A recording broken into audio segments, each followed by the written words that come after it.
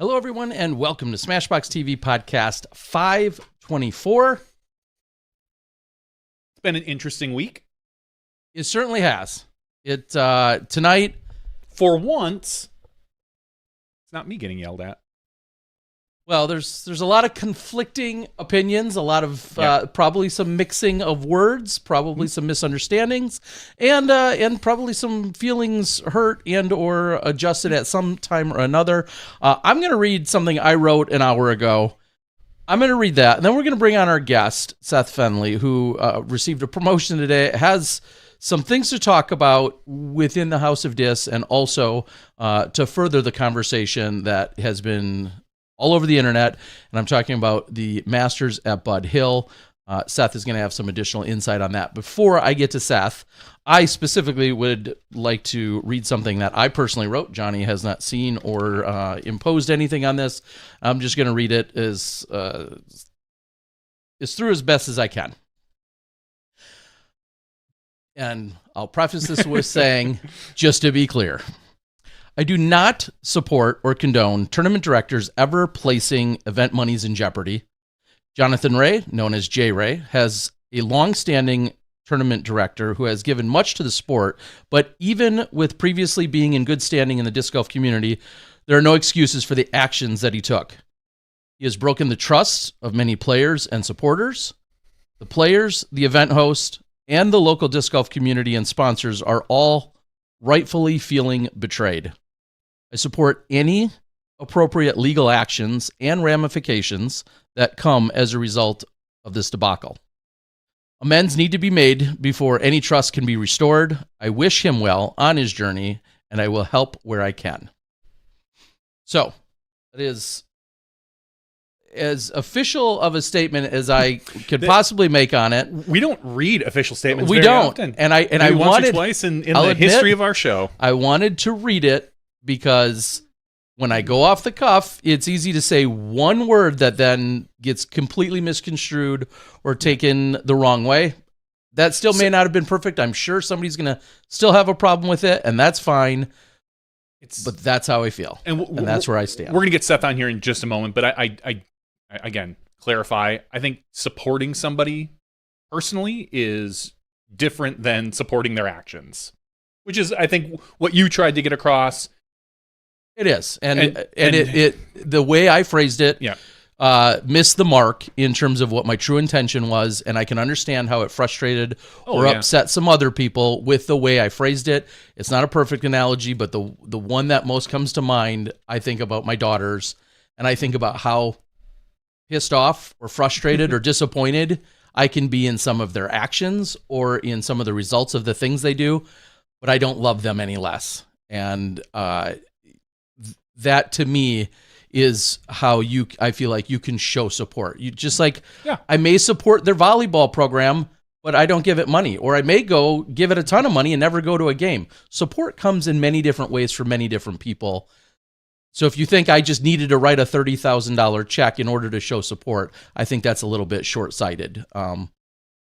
Anyway, before I digress or go any more off the rails, I'm going to leave it there. And with that, I'm going to call it a much better week, is our new guest in Seth Fendley. Seth, big time promotion, and fair enough, it feels like there's a little bit of a cloud that could be placed over this promotion, because here you are working with House of Dis, and this is the number one conversation in all of disc golf. So with that being said, welcome to the show, and I guess everybody wants somebody's feet held to the fire, and that right now is going to be you. What do you have for us?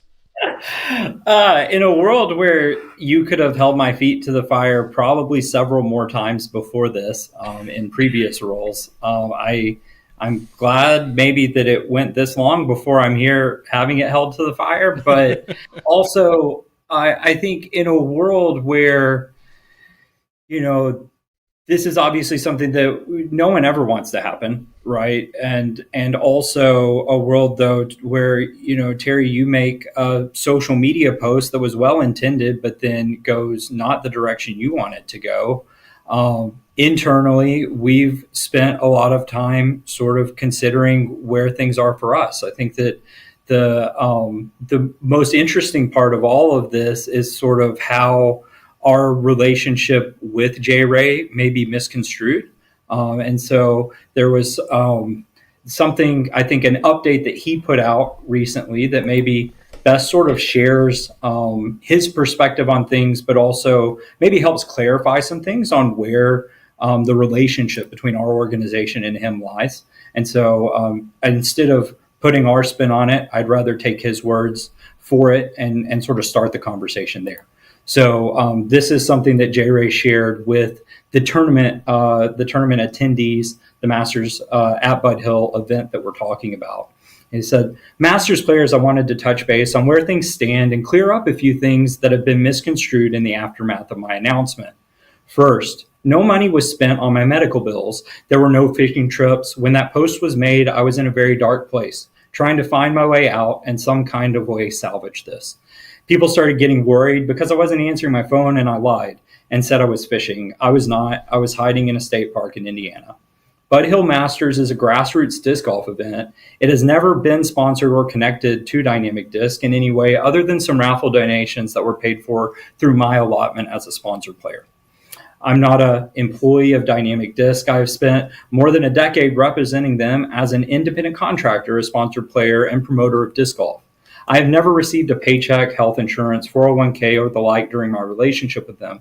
This is my doing and my responsibility alone. It wasn't Bud Hill, it wasn't Dynamic Disc, or anyone else. This is all on me. I am forever grateful for the relationships I've cultivated over the last 12 years. I'm embarrassed and ashamed it has come to this, and I have hurt and betrayed so many. It was never my intention, and I'm eternally sorry to the players, staff, Memphis Disc Golf, and Bud Hill. I have sold my inventory, and we will have some clarity and resolution shortly. My most sincere apologies, Jonathan Ray. And before we go and elaborate beyond that, I think that it's important to note that, yesterday I called Jonathan because personally on my side, a few things. One, on Friday, I drove to my parents' house and helped move my grandfather into assisted living. I spent most of the weekend dealing with my own personal things because life happens. But outside of that, I wanted to touch base with him because inside of the Dynamic Disc organization, we hadn't heard from J. Ray. In fact, in a world where most of us spent the Friday before reaching out to him, none of us who did try to reach out to him got a response back then either. And so in a world where we would have loved to have found a better way to support him pre-announcement, we did still need to find a way to communicate with him and work through the levels of our working relationship with him as we move forward. And in that conversation that I had with him, the very first thing that he said to me was, Seth, I honestly was more concerned about the tournament than thinking about where it might put Dynamic Disc in a world where the email at the bottom of my initial statement said Dynamic Disc Touring and Promotions with his email address. And so he was very apologetic. And honestly, this is not a situation that anyone wants to be in, right? It's to the statement that you read to start us off, Terry. It's not a place that really anyone would condone. But at the same time, J. Ray's a person who, in a world where maybe last Friday, when everyone was trying to figure out what was going on with him, we didn't hear from him. He's also the person who answered the phone on the third ring whenever I called him in the midst of all of this. And so he's a guy that while my existence inside of Dynamic Disc has only been for a few years, I've known him since the week that we opened This Side of Heaven. That was the first time that I ever met him. I played on a doubles card with him. And so I've known J. Ray from the time that I lived in the same community as him. If I was at my house right now, we could see on the wall behind me a Bud Hill tag, because I went and played tags at Bud Hill. And so this is not just it's not just a thing for us as far as the individual relationship with Jonathan, but things that go beyond that. And I appreciate you guys One, Terry, I appreciate you sort of trying to voice some level of support in the midst of all of the negativity that was coming out of it. But I think that we also need to realize that J. Ray's a human. That doesn't condone the actions, but a lot of people have gotten more grace over worse things. Yeah, and again, it's crazy that even as we're at a point right now, it feels like even if you're doing anything but dragging him, you're gonna also then get labeled some kind of sympathizer, or that you condone it or agree with it, which is obviously not what we're trying to say. He did have a reputation of being a stand-up guy and promoter for many, many years, and that is what I was trying to emphasize. Now, yes, he has made this massive mistake and dug himself this hole and has created this problem for himself. And he owns it entirely. Every communication I've had with him and that he's put out there, he has been owning this. He's not placing blame on others. But for context, that's what I was trying to say in my original post. So just to throw a few things out there, and we're going to try and ask you every question that I think the internet probably would want to hear. And for starters, I'll lead, though, with I did ask J. Ray to be on. He declined. He said, he was, I think, relieved in a sense that someone like yourself and House of Dis and Dynamic, who he's worked for, just was at that stage and was capable of doing it for him. Understandably, he doesn't feel like he's stable to face everyone at this moment. So yes, of course, I did ask him to join, and yes, I would have asked him everything we're gonna ask you. Second of all, he was not an employee, like he said, and like you said. Independent contractor, there's a number of those that happen. I feel like Dynamic was one of the earliest to take on that model. But if you look at some of the others out there, you think of like a Callie McMorrin right now. She's out there as a vendor for a couple of different major manufacturers, but ultimately is on her own and is also a dealer of a number of different manufacturers. So she's another person that's just in the, in that kind of space. And we have a handful of other full-time vendors that are doing this, and some are more closely tied to one manufacturer than another. But the situation that he's in is, I'll say, is relatively common now, right? Is that a fair way to put it? In regards to being out there. Yeah. I mean, there's a whole fleet of, we refer to them affectionately as RV drivers, though in a world where he was pulling a fifth wheel, and there are several other people who are pulling fifth wheels. It's basically just people who are going around and vending is the best way to put it. And that's not just a Dynamic Disc or House of Disc model. To your example about Callie, you also have Chuck Connolly. That's another person who's been very vocal out on the board. He's primarily aligned with Discraft, but there's definitely different people with almost every major manufacturer who. Yeah, I was going to say Michael Barnett, has a couple of specific ties, but is also a traveling vendor in a number of ways as well. How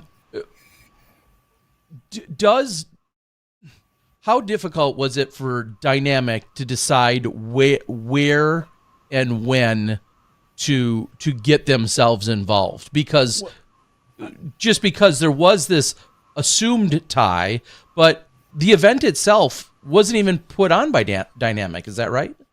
So historically, one of the actual things that, if I understand it correctly, goes sort of all the way back to before J. Ray started working with us and driving an RV, was that Bud Hill Masters has existed as something that his legal entity, Grassroots Disc Golf, ran.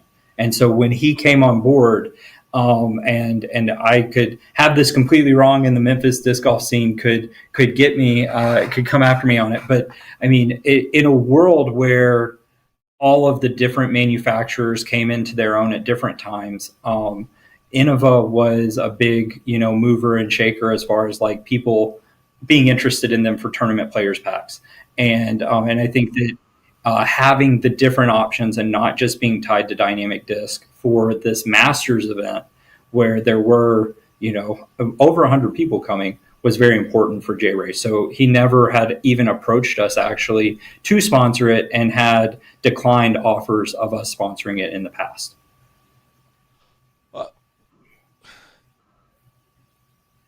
When he didn't, a lot of people say, why didn't he reach out earlier? If it seemed as if the money was for sure not going to be there come payout time or whatever, have you received any explanation or logic as to why he didn't bring this to light earlier?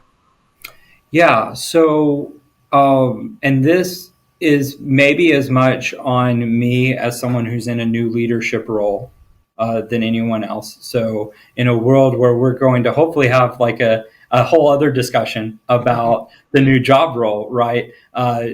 For the sake of everyone who cares about Smashbox exclusives, Terry sat on this information since Worlds.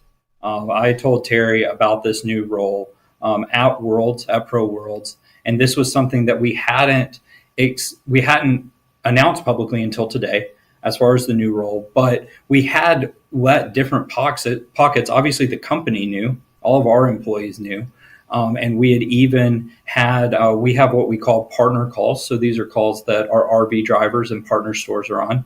We've had 2 of them since this change has happened. And J Ray's invited to those. People are invited to those, and not every partner store shows up. But we had, at least in 2 different ways, both through a message and through those meetings, disclosed to our partner stores about the change in leadership.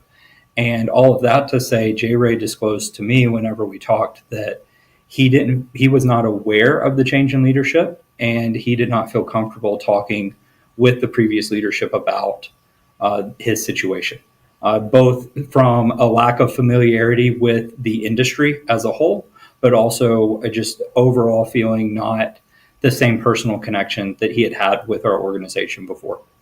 Yeah, and I can understand that, and I hear that. It's unfortunate, though, that may have been a big mistake early on, where it's an uncomfortable, embarrassing conversation to have, and you don't have your confidants, you don't have your standard, we'll say, higher ups or managers or people to go to.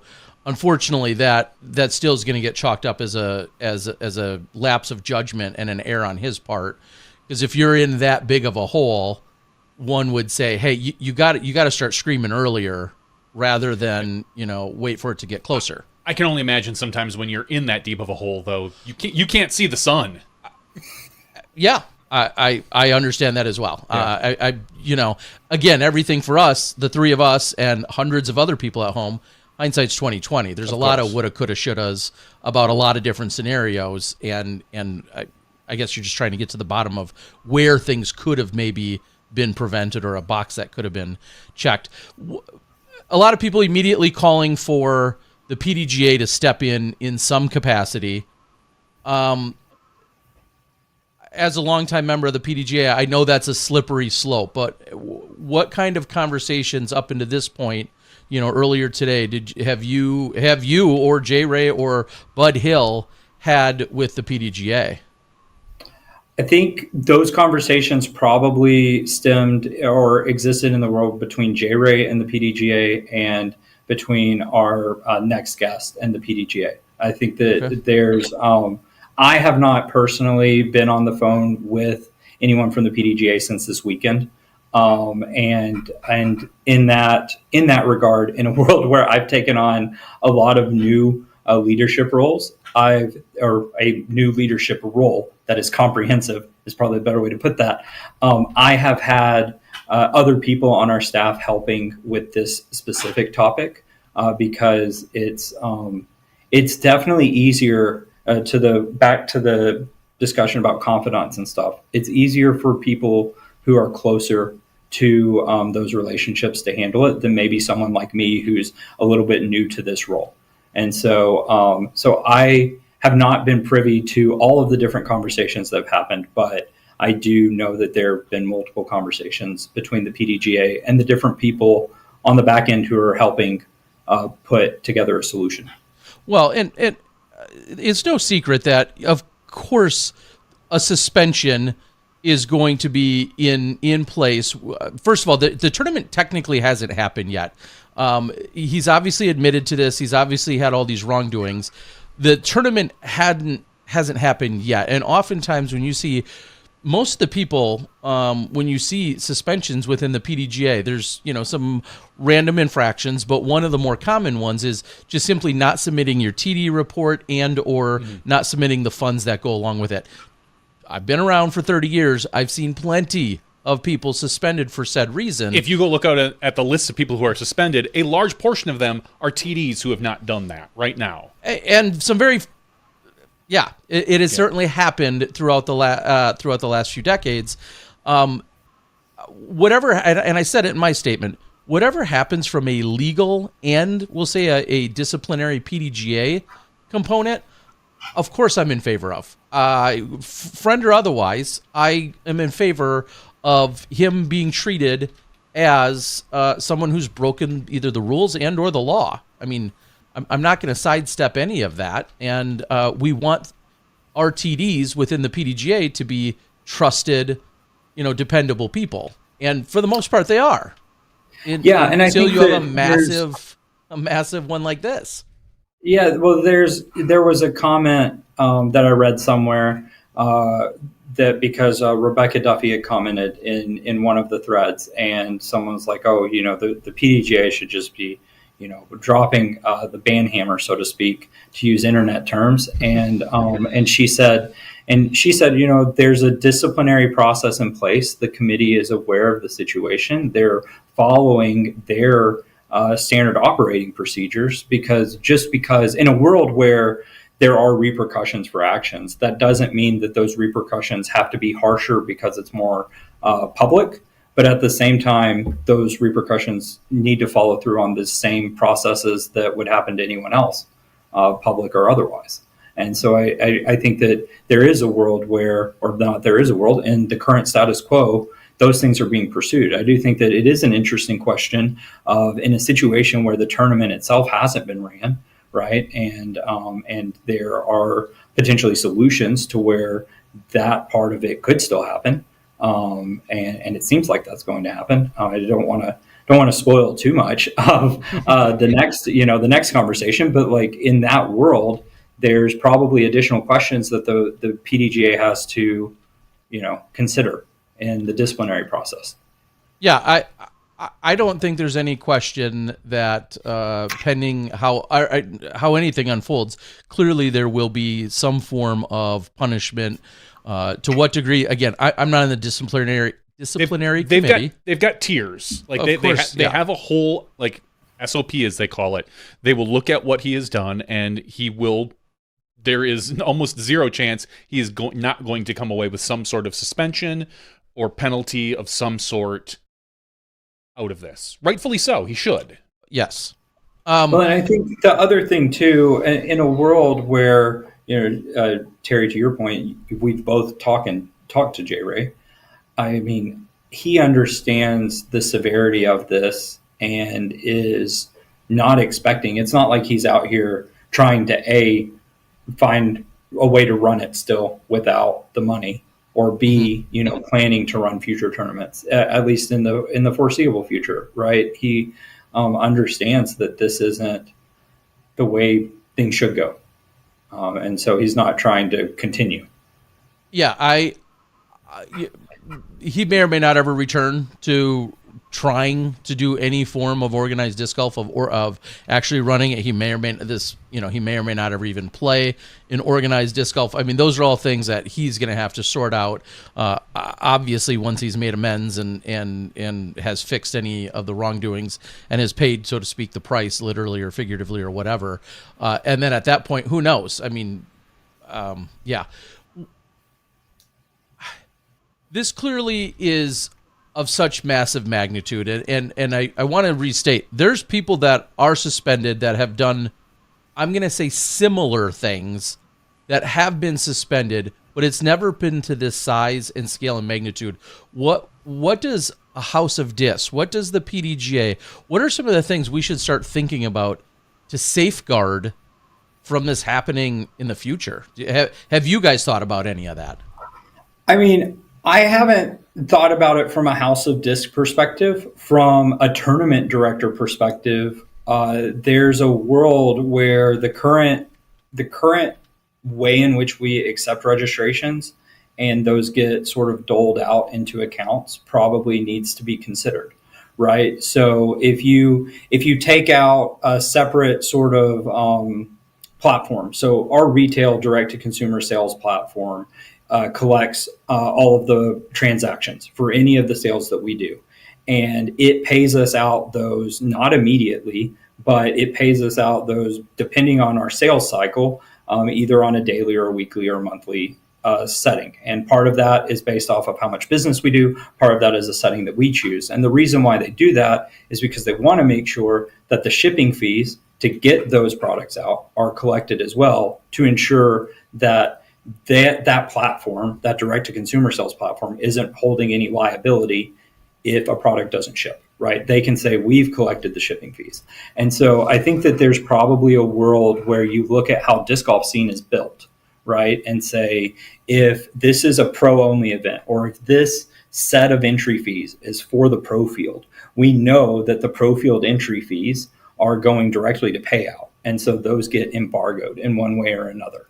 Now, that invites a whole separate conversation of sort of the problems that we have with our primary funding mechanism being PayPal, right? We gloss over the multiple different tournaments who ran into issues a few years ago whenever PayPal changed their systems and froze entire entry fees, entire tournament entry fees, because it was a new account, right? And it was an account that had never had $50,000 in it before.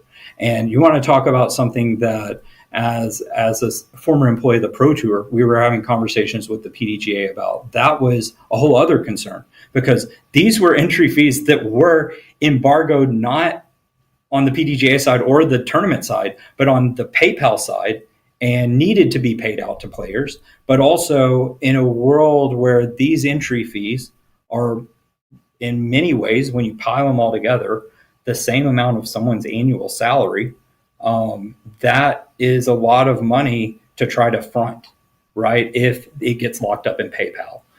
And so I do think, though, that in a world where pro entry fees do sort of stand alone, maybe that is a solution. And like I said, that's more of a, thinking with my tournament director hat than maybe my House of Disc hat. And coming from a industry that deals primarily with escrow, like I work in a title industry. We deal with billions, tens of billions, literally, of dollars every year. I don't think people realize the compliance that has to happen for that type of thing. Like, we get audited by multiple companies yearly for our escrow. So what people are talking about is having some sort of like disc golf escrow.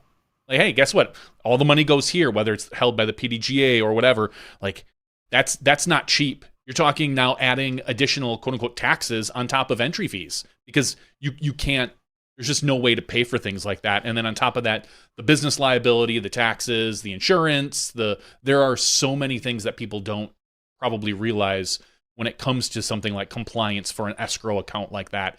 I mean, think of how much money would probably be tied up at any individual moment in an escrow account. Because you're not setting up an escrow account for every individual event. You set up a individual escrow. We have, at my company, we've got 80 offices. I think we have 50 different escrows. It's just the way it works. And we have people that balance them. We have people that monitor them. I think it'd be a really cool idea. I wouldn't want to be the one to have to do it.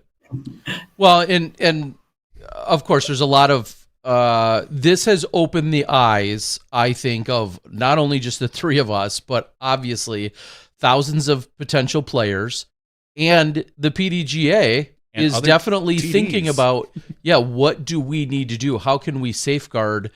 Some solutions sound really easy, and I'm interested to see where we move forward. As somebody just said on the board, like we kind of just alluded to, but certain pro entry fees, or a certain amount of, if your event is primarily pros where you need that cash to be given out, as opposed to on the AM side when you're often buying merchandise and then giving out merch instead.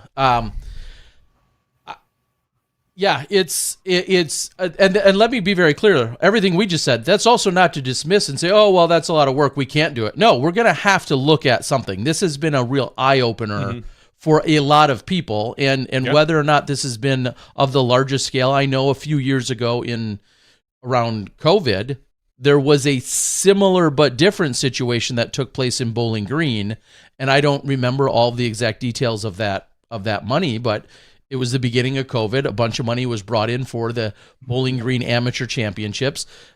The event ended up being canceled or indefinitely postponed, and the tournament director had a lot of money wrapped up in merchandise and things of that nature as they were prepping for one of the largest AM tournaments on the planet, 600, 700, 800 people, as it is every year. And again, I don't remember every single detail, but that certainly didn't turn out good either in a different way, right? And that, if I remember correctly, that sparked some significant rule changes on how AM player pack distribution was handled according to the PDGA rules, in making sure that in the COVID world, events that were canceled but money was tied up in players pack got sent out to those players so they could be made whole. And that's maybe some deep web archive / going through the history notes to find all of it. But I feel like I remember some distinct rules that were put in place after that situation as well, to try to make sure that players, get their money back in some form, whether it's product or their actual entry fee. A very, I think, fair question that was asked on the board. I'm looking for legitimate questions that need legitimate answers if people have them out there. Do you know if there's been any truly legal action that has been taken or reported or anything of that nature with regards to J. Ray? Not to my knowledge, not anything that's been sent to us, at least. I don't know where that starts. Obviously, I know there's a lot of new tax accountants and lawyers on the board or on the internet now. I don't know where that starts in terms of what would be the next step and what needs to even happen, if anything. Yeah, I don't know. Neither of us are lawyers. My understanding is, like you said, he has a LLC. So I know a lot of people are throwing out the term embezzlement, which this would not, I believe, fall under. Because I don't believe you can embezzle from a sole proprietorship, if I remember, because it's your own technical money. There's misappropriation of funds people are talking about. That's a possibility. There's fraud. That would, I believe you need to prove fraud in a different way in the court of law, like that it was intentional. And then I believe there's commingling of funds or something like that. I'm not even going to say these words because I don't know. I mean, these are words that I've seen thrown out on the internet, is all I'm saying. I've heard of... I don't believe that you would... Every individual is unfortunately out anywhere from, $150 to $250. Plus the potential of maybe some travel expenses that may or may not be able to get refunded. Correct. Or canceled. Yeah, all those things. Yes, absolutely. And... So that's either, my understanding is, a bunch of small claims, or you do some sort of, what's it when they all get together? Drawing a blank. Class action. Yeah, class action lawsuit. And I'll tell you what, having been part of a class action lawsuit, it's not worth it. You know who makes money there? The lawyer. Every individual would probably pull in about $5, and the lawyer's going to walk away with $26,000. And again, not to say that... Any of this isn't reasonable. I think it is, if depending on what the resolution is. Well, and I think the other thing where at this point we're talking in hypotheticals to some extent. Of course. The event date still hasn't passed, and so I don't know at what point that becomes problematic outside of the world where there is currently a big tag that says canceled beside the event. Mm-hmm. Yeah. That being said, I'm aware that that potentially could be changing soon. So Well, as we all said, I don't even want to dive into to a lot of that. I understand many of those words could be 100% either appropriate or applicable. I'm not going to get into the weeds of it only because I'm not an expert in any of those cases. I think we have a disc golf lawyer for that somewhere who literally makes posts. Oh, and I'm going to look forward to whatever he puts out there. I'm sure he can, yes. Because he's an actual lawyer. So one of the questions I saw in there is PDGA insurance. Is there not insurance for something like this from the PDGA? I know the current PDGA insurance is all related to injuries, like getting hurt on the course, someone slipping and falling, someone getting hit with a disc, things of that nature.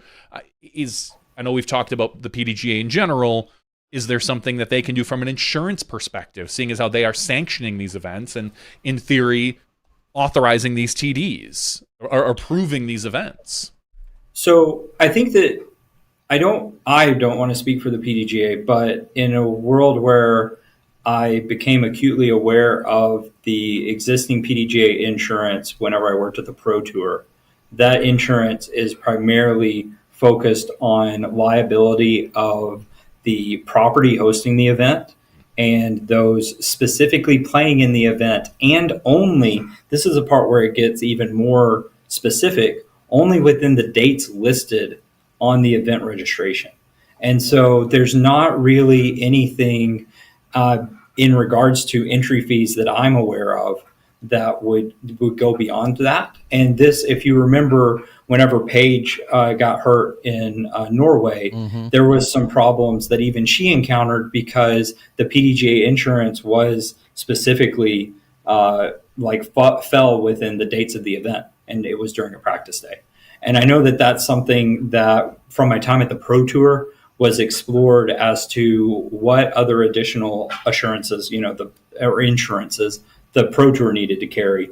But beyond that, what sort of changes the PDGA may or may not make to help cover some of these extra things, whether it's practice rounds or not just players, but other people involved with the event. And to be honest, I stopped being a Pro Tour employee in 22, so I'm not sure how much the PDGA insurance has or has not changed since then. I don't have the number in front of me yet. I've asked for it. I don't know if we'll get it. There's going to be something in the neighborhood of 4, 5, 8,000. I don't know what the number is. 8,000 sanctioned events this year. They continue to grow at insane numbers over the last few years, of course. This also will raise a higher or more red flag as to what we can try to do for for TD training and or expectations. Now, clearly, there is a string of things you need to do to be a tournament director, and the PDGA says it all the time. Tournament directors are, in fact, the lifeblood of our sport, because without the tournament directors, there's 8,000 tournaments that don't take place, and competition is the number one thing people sign up for when it comes to the PDGA. So there's a domino effect here, and I don't know, none of us have a magic wand to wave and say, okay, we're just gonna perfectly vet every single person that ever wants to, get a PayPal account and run in a tournament. It's just not possible. However, we may need more safeguards. It's just a matter of what are those. Gary,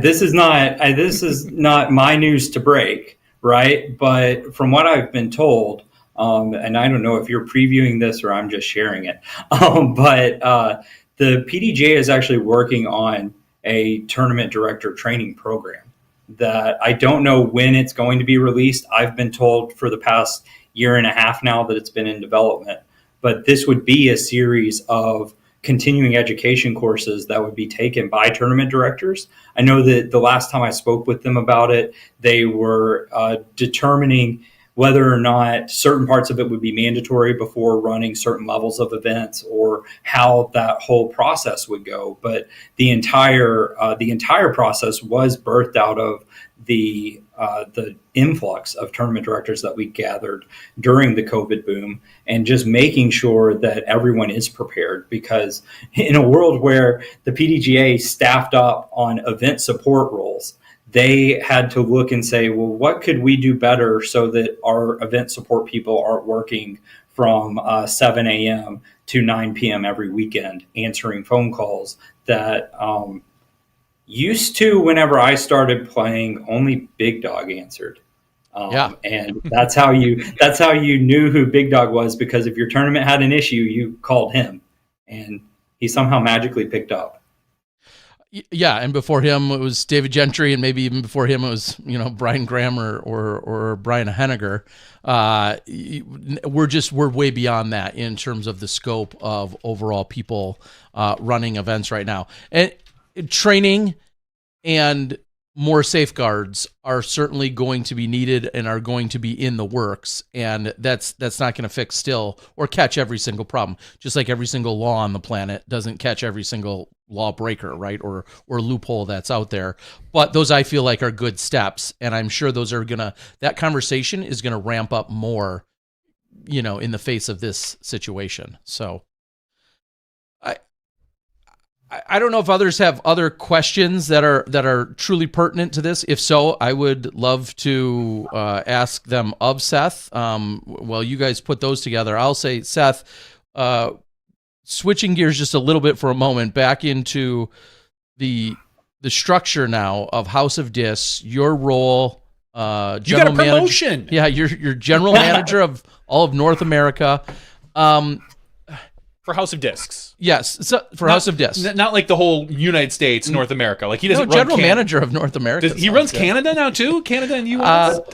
We answered it, Seth. Some people might be confused about just the overall organization of what's going on within House of Disc right now. Is there I know it's a big question, but is there any clarity you can provide there? I mean, because we just had Dave Heim on, at Masters Worlds. Yeah, and also during Masters Worlds, we had our CEO at the time, Knut Arad, giving sort of a welcoming speech during the opening ceremonies, right? And in a world where, I guess actually, let's take the full history view, right? So House of Disc comes together through an organization of multiple founders, UC Maresma from Discmania, David Berglund, and the rest of the founders at Latitude 64, and Jeremy Rusko, the founder of Dynamic Disc. And there's obviously a whole lot of other pieces that came into House of Disc, because we're a whole lot bigger than just those three brands. But that's sort of the initial overview. Those three guys come together, and there's a venture capital firm that says the way that this all makes sense is when everyone's together under one house. Idea, House of Disc. Here we are. And so House of Disc is created, and one of the thought processes behind the creation of House of Disc was that we're here to take the sport to the next level, right? In a world where, for all of the ins and outs of a venture capital firm, we can talk about, those later on the internet. I've seen that debated more times than not. But outside of, caveat that aside, in the interest of disc golf, growing disc golf, the tagline that we used was growing disc golf beyond the niche, right? We have a niche, we have a group. Growing disc golf even further is beneficial for everyone, right? Disc golf, as all of us know, at this point, I think we can all call ourselves lifers, right? As far as disc golfers go, it's healthy, right? Like, we're getting outside, we're being active. It's a community building sport where you're getting to know other people, and so all of those things are good things for society in general. And disc golf has a lot of room to grow. Right? We've seen that. We've seen how it grew in Finland. We've seen how it's growing in other parts of the world. And the group came together and said, hey, let's do that, right? Let's grow the sport.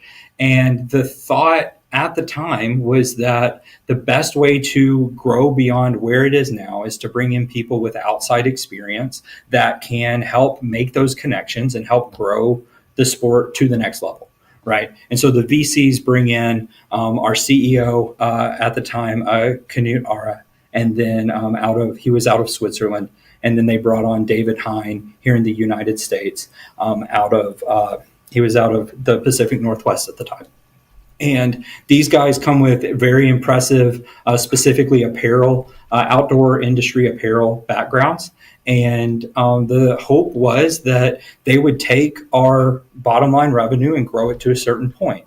Now, in a world where, as we all know, sort of the disc golf industry is not growing this year, right? In fact, it's retracting. That those assumptions, we hired people under the assumptions that we would grow. We're not growing, and so we have to make changes, and not just make changes in regards to how we do business, but understanding how we can better relate to the market in a world where the market is smaller than what it used to be. And all of that is a very fancy way of saying that we brought the disc golfers back on board. And that's not to say that we didn't have disc golfers in-house. You know, one of the things that we talk about here in Emporia specifically is how many people we actually still have from the beginning, right? Or from the very early days that are still in-house and working that we may have not just been as visible with before. And beyond that, though, you know, David, if you go to the specific announcement today, David Berglund, the founder of Latitude 64, is back as the CEO. Juho, who has been actually our European general manager for the past almost 2 years now, is remaining as our European general manager. He was the CEO of Discmania and one of the original guys in Discmania from the get-go. And then I myself have taken, I guess, the most significant promotion. And in a world where we haven't been visible about all of the changes, I went from being the team manager for most of our House of Disc players at the end of July to the brand manager of Dynamic Disc and Westside for roughly 3 weeks before I inherited this role. And in a world where we have not just the three of us in leadership roles, we also have brand managers of whom most people in the industry would be aware of in Jussi Maresma as the brand manager of Discmania and Jeremy Rusko as the brand manager of Dynamic Disc, and thus bringing all three of the founders back into day-to-day operations, which is something that prior to 3 weeks ago, we actually did not have. And so that's something that we're pretty excited about. Yeah, and it's been an interesting full circle of sorts, and maybe the circle's not even quite the word, because it's maybe been a little bit of a jigsaw puzzle look to it, and maybe it's, you know, fully closed itself or not. But, you know, having a UC and a Jeremy Rusko, for instance, specifically those two, who, you know, really in a lot of ways stepped back and handed over the keys to the castle, or sold, you know, at least rent in the castle, or whatever you want, whatever analogy you want to use there. But now to see them back in and more actively involved, it's all part of this process. And there was obviously a lot of criticism about the idea of a venture capitalist coming into disc golf. That was met with very mixed reviews. And I think we're continuing to see how it all unfolds. I mean, the story's not fully written, and I think you're living proof of, like, things are changing, and who knows where this thing is going.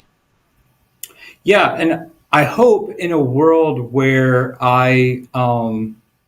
change can be good. I hope that I can be a bit of a constant in things. Right. I think Terry and JVD have known me longer than most as far as in the professional industry. I started with the Pro Tour in 2017 and stayed there through 2022. And if you know anything about Pro Tour history, that took some work to be a guy who was there for that long. Mm-hmm. And in a world where change is happening inside of House of Disc, I think through all of it, hope to still be a person who's here, you know, 10 years from now. And in another world, in a previous life, so to speak, the thing that floated me while I was part-time with the Pro Tour, I was a college professor and debate coach. And the one thing that I told my boss there was that, well, so two things, but the one thing I told my boss there was that when I got the job there, I envisioned retiring there. And that's something that I say really about sort of any job that I've held, and that, you know, life brings you in different places. And I'm very thankful for the time that I had as a college professor. I'm even more extremely thankful for the time that I had at the Pro Tour, because those two things, I think, have uniquely positioned me to be prepared for this new role that I have here at House of Disc. It's been a journey. And and situations just like this last week have all been part of it. This has obviously been one of the largest of where we're at. And I did also just get confirmation. There's currently just a few short of 10,000 sanctioned events on the schedule right now with the PDGA for this year. I don't know how many unique TDs that is. I'm just going to throw out a number and guess maybe 8,000 unique TDs that would be a good follow-up. But that's a lot of people that we have to hold to these higher standards, and that is all part of this task as we move forward. I'm just trying to like compute all of that, thinking I'm gonna hold 2 or 3 events. Well, and just to I'll hold the money for you. Something out there, Steve-O, one of our other partners, was just it surprised me how excited he got when I said this the other day. But like this weekend, I'm helping Zach Smith, who you had on last week. Zach Smith and I are helping a guy run his first tournament ever, right? And like those are all of these things, all of these discussions that we've had tonight are things that we've been working through with this guy for the past 3 months, ever since he decided that he wanted to run a tournament. And I think that's a testament to the disc golf community in a world where we're helping a guy who's been playing for a year and a half now, who wants to, we're doing this, by the way, to raise money to build a course in the Ukraine. So that's the goal of the tournament. And he's asking, I think, all of the right questions to make sure that this is a successful event. And I'm looking forward to seeing sort of the fruits of his labor come to fruition on Saturday. And it also, to another side of it, brings up a whole different section of disc golf scene, which is the unsanctioned events, right? So what we just got was the number of sanctioned events. And this is a doubles event that we're not sanctioning because, 1, it's doubles, and 2, it's a fundraiser.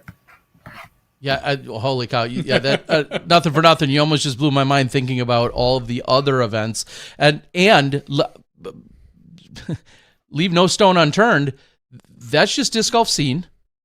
Yeah, a partner / company within the PDGA of sanctioned and non-sanctioned events.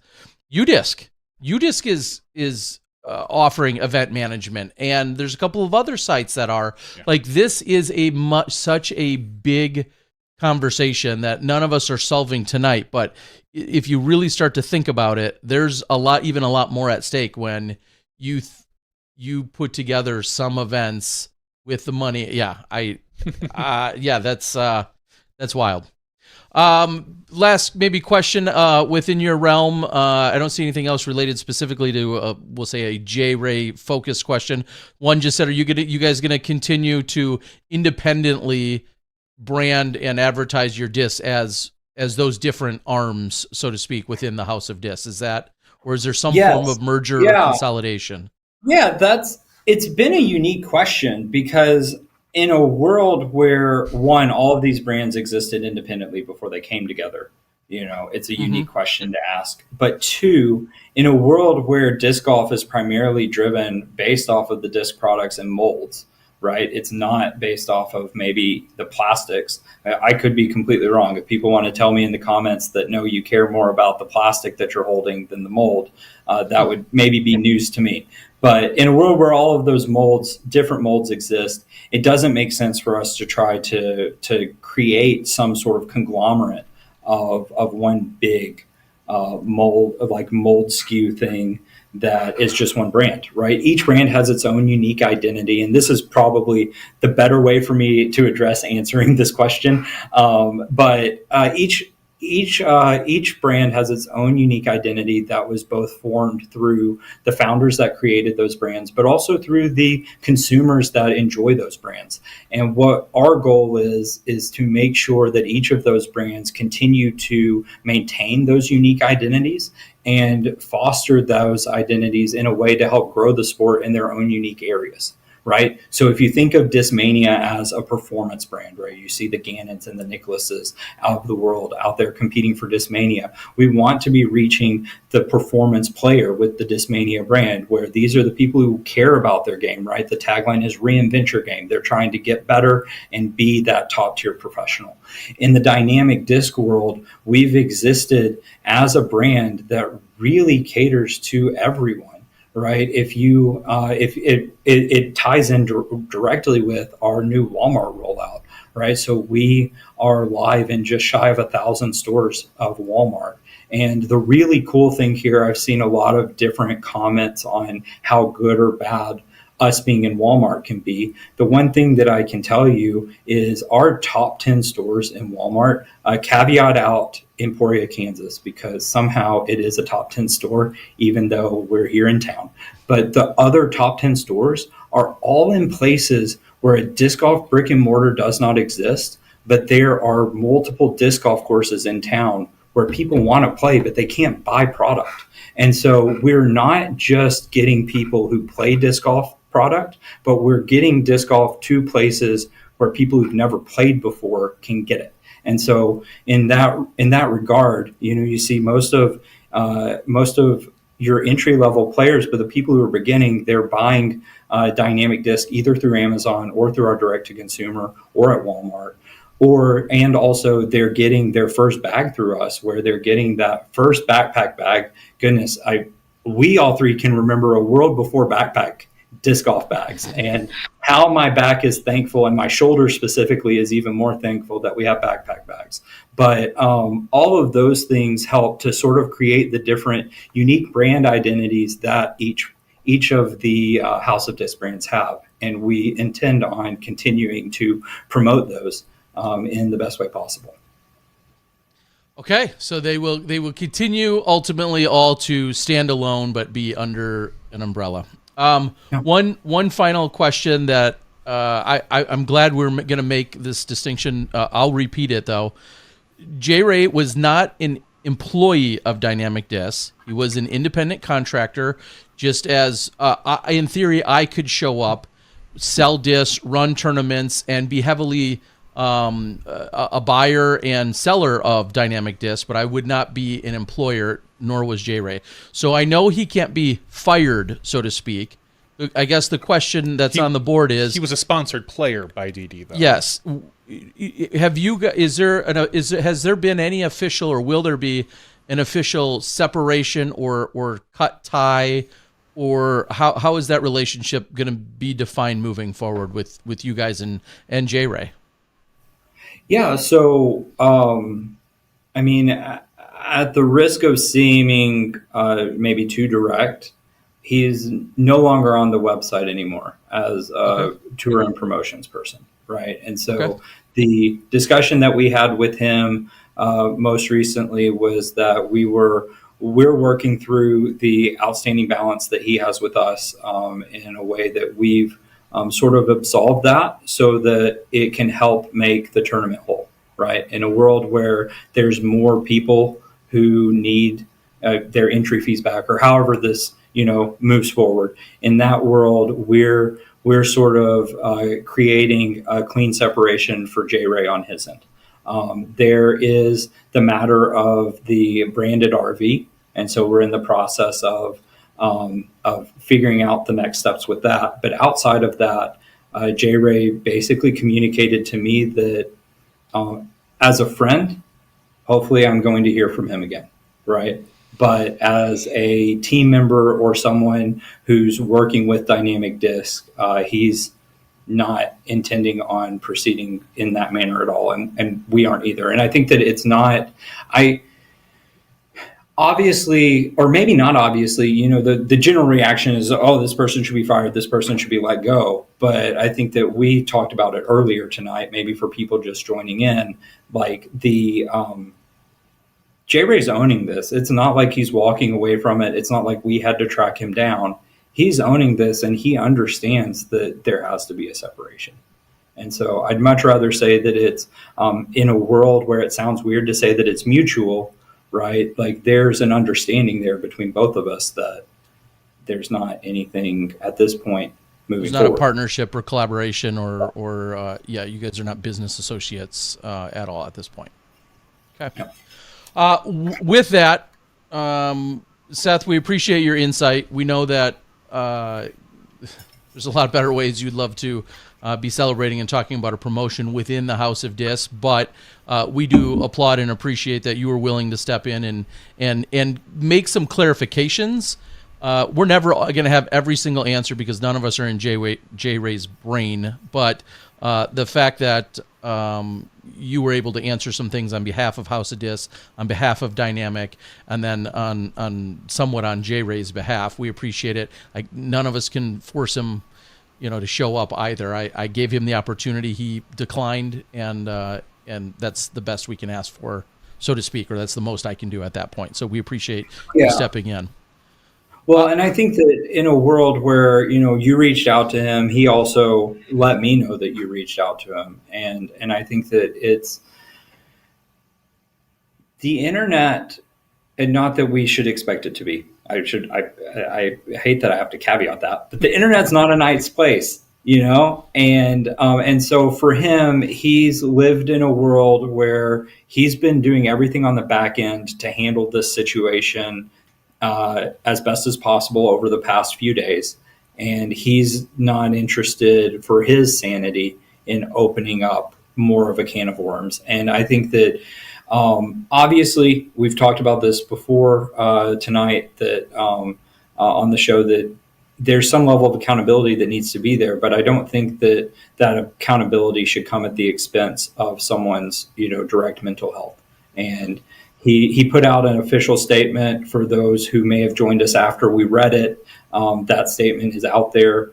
Someone, I think, has shared it on Disc Golf Scene. I heard JVD say that it's also been shared on Reddit. It's pretty widely available, and those are probably the most direct sentiments that we could get from him at this time. I think that in a world where I can't personally fathom what he's going through, I don't know that I would be in a mental state to be here. Yeah, and I agree, and the internet is also incredibly frustrated and let down and disappointed, which we also all understand, and so that's where we're at the moment. With that, Seth, I'm going to let you go. I know think this. The next guy has texted me and said he wants to go to bed soon. So. All right. Well, then we'll get him on. The next guest, from what I understand, the next guest may have some news and some excitement. So, Seth, we appreciate you stepping in tonight, and we wish you the best of luck, in everything that you're doing. And hopefully, when we talk, it's on lighter, more exciting terms. But nonetheless, we do appreciate your time here tonight. Yeah, for sure. And the line's always open. In a world where both of you guys have my phone number, I never hesitate to get excited when I see a text message from you. All right. We appreciate it. Seth Fendley, everyone. Have a good night. Good night, everyone. See ya. In a world, Terry.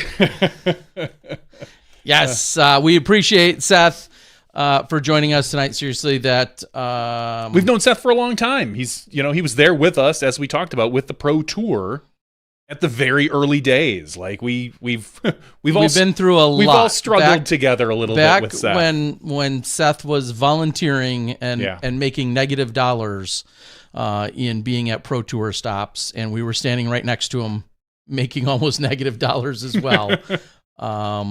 It's been a long journey. Well, with that, it's been kind of teased out or talked about, but there is a very special guest that we're going to have here in just a moment. I got to click on a few things for you guys. And we've got some news. And you want to call it a Smashbox exclusive? That's fine.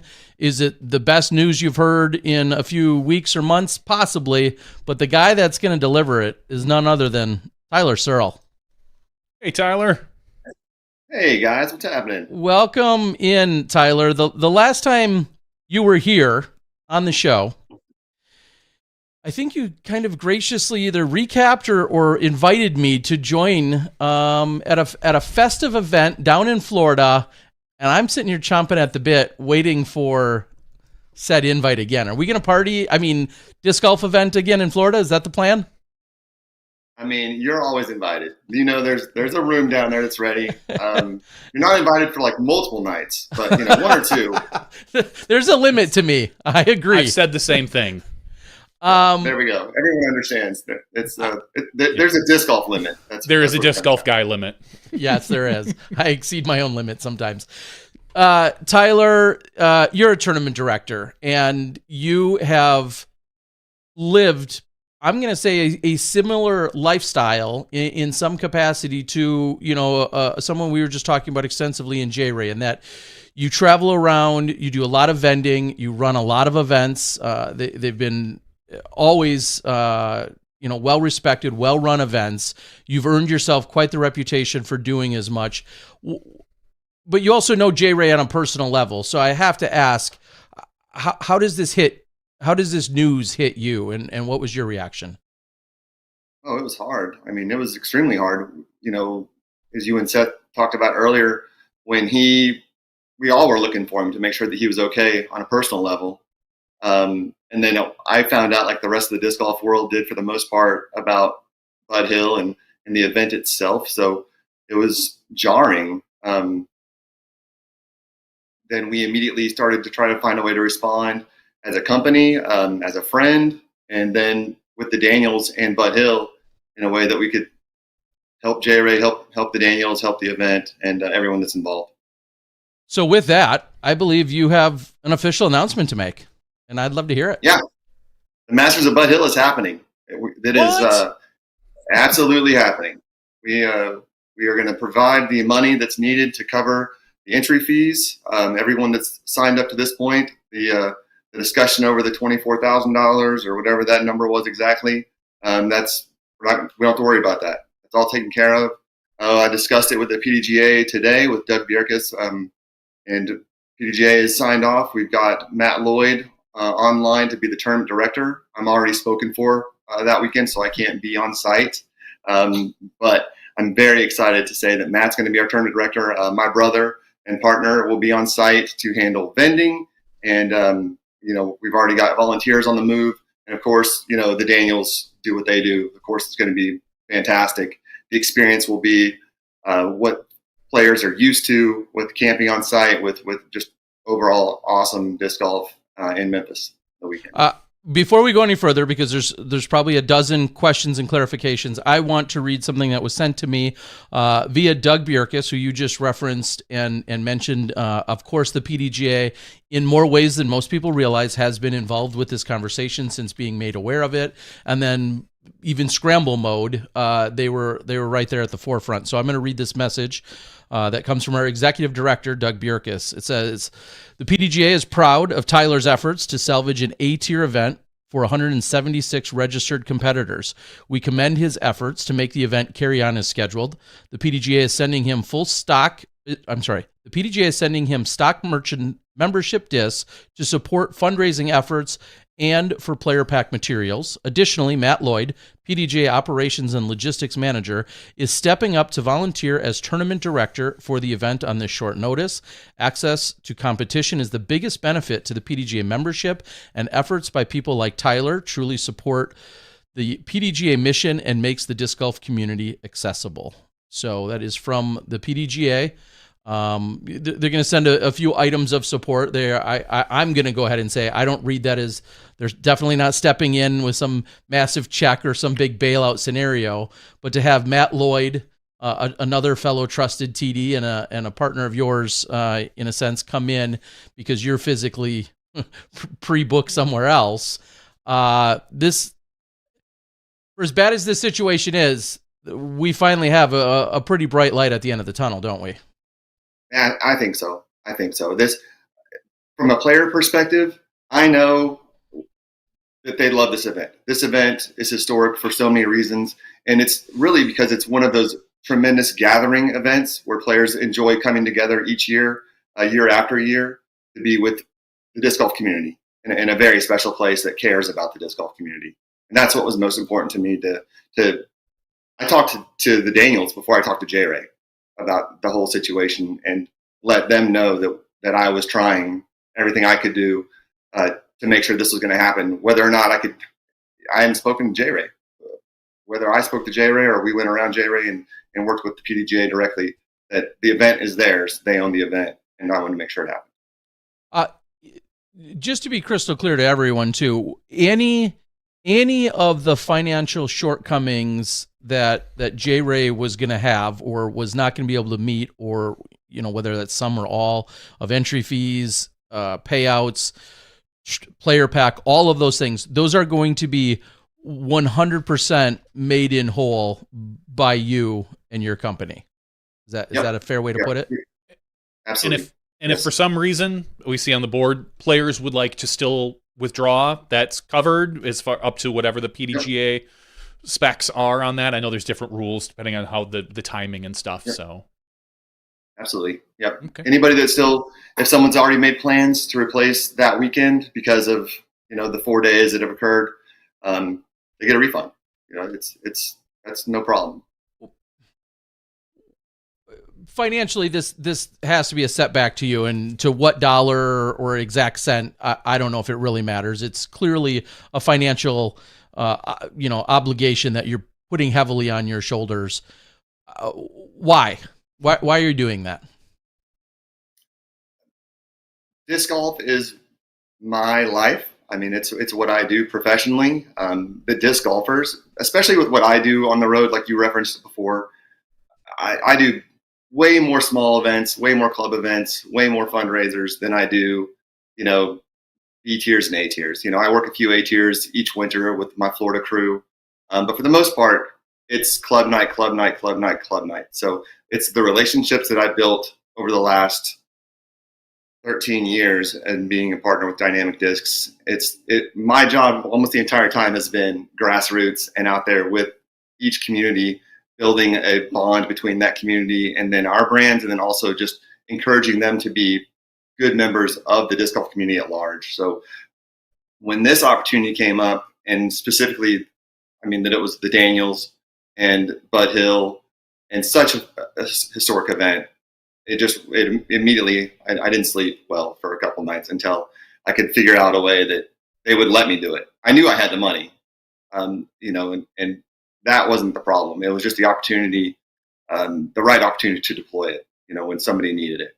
And Terry, like we talked about today, it's just a time that was right for me. There's been times that I've needed help in my past, and people have been able to step up and do it. And this is a time when I'm able to help in this situation. Share whatever you can, but what were the feelings or the vibe of the conversation with you and J Ray? Better than I expected. Both of our feelings were probably hurt. We're friends, but it's kind of like, I don't know if you guys have the situation with good friends that you maybe just don't speak as often as you should because you just assume you're good. And I probably, unfortunately, assumed that he was doing better than he was. When we would speak, via text occasionally, but you don't get the true sense of how somebody's doing. So I do carry a little bit of weight there, and that maybe I feel like I let him down a little bit. But when we spoke, he seems to be doing as well as one might expect. He feels terrible. Like, he knows he's made a series of mistakes to put himself in the position that we're working through right now.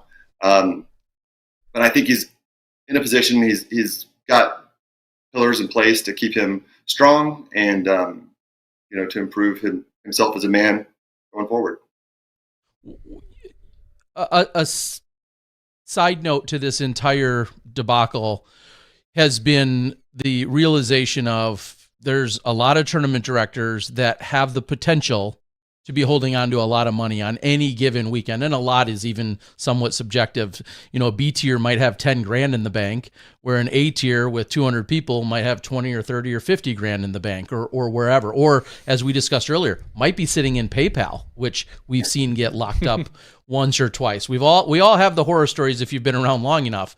My question, though, to you is, from either a personal perspective and or from a PDGA perspective, does this alarm any bells and make you think twice about, how do we safeguard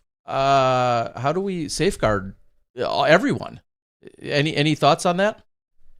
Yeah, I heard you and Seth, you guys talking to Seth about that, and it's not something that I had thought about before. It would come down to my bank account getting hacked. I don't leave anything in PayPal. I try not to. I move it out. I run a lot of events too. I think I'm at 46 sanctioned events and probably that many non-sanctioned events this year, with a lot more to come. Florida season's just getting started, so we're not even there yet. But if I started being scared of that, I'd be scared because my whole family's wealth is going to be in jeopardy. So yeah, does bank fraud occur? Is there a problem with that? Sure, but I don't leave anything at PayPal. I know that you can do the disc golf scene checks instead of PayPal for tournament directors that are concerned, and I know I have good friends that do that. That they run their A tier through the PDGA check program. Which essentially means that not until either a certain amount or threshold or date do they get mailed any of the money. Is that I don't use that myself, but yeah, as I understand it. Yeah. And I'm just curious, and this is a business question. You don't have a separate bank account for every event, do you? Everything comes out of a business account, correct? Yeah, I have 2 business accounts that I run the events. Well, I'll follow that up with, and somebody said on the board, and it's 100% deserving. You talked about your brother and just the team of people and how you do this. For those who don't know, tell everyone who your company is and who you represent. Sure. Well, my brother is Adam Searle. He was employee 3 with Dynamic Discs. Stuck around for a really long time and finally just got burned out. Stepped away from the company a handful of years ago, and was working and still stayed in Emporia. Worked for Emporia State University after he left Dynamic. He and his wife had their baby, my nephew Jackson, who's my man. And when got family life settled, they moved back to Florida. And when they did, Adam and I started Soar Disc Golf, which is primarily a tournament sponsorship program that we run with other tournament directors around the country, where we do support. And then Adam and I do a small amount of retail through our website, but primarily we work with tournament directors and tournaments around the country, offering a very selection of products. Like we do a ton of stuff, we do anything and everything for everybody. Yeah. And of course, you and I've known each other for quite a few years, but it's often at an event, whether it be Idlewild last year or it's going to be the Chain Hawk Open in a few weeks down in Florida. We'll see one another. You're there offering up vending services, but then also just carrying on a number of other TD-like roles and responsibilities, whether it's officially your event or otherwise, right? Or whether you're the TD or helping. Chain Hawk, I'm your course director at Jonesville. Worked with those guys forever. So yeah, we've got Chain Hawk Open I'll be a part of. We've got Jacksonville Open, which is the Q Series event this year. I'll be assistant term director at that one as well. We've got a Gulf Coast Charity Open I'm a part of with Cameron. Lots of events, a couple different A tiers, and I think 3 different A tiers. And everything else in the middle, all the ancillary events that go along with it, like you said. And your brother will be on site specifically at Bud Hill because you're already running and you're vending at another event. That weekend I've got three C tiers in 3 days, so I'll be in Gainesville on Friday doing a fundraiser. The Ladies Tea Party, our Ladies Series kickoff in Claremont, which is just north of Orlando, and then over at New Smyrna Beach on the East Coast on Sunday for a big 3-pool, 3-course event that day. So, just your average weekend in the South. Yeah. You busted out 3 C tiers while your brother's helping save this other event along with Matt Lloyd and the rest of the crew. Yeah. Is there anything that anyone should know? Anything else they should know about the event with you guys stepping in? Any I don't want to say air you need to clear, but are there any changes? Are there any misconceptions? What should people expect? I think they should expect what they're used to. The Daniels, this is, we're providing money so that the players can have peace of mind that they know that we're still a month out, right? We're still a little over a month, maybe. One of their favorite weekends of the year is ready to go. The Daniels are going to have everything ready to go. The money's going to be ready to go. Matt's going to be ready. I spoke with him earlier. Like I said, I spoke with Doug. So tomorrow I will get with the PDGA. We will clear the back end of disc golf scene so that we have control over the, as you guys as tournament directors know, like right now I can't do anything with that yet.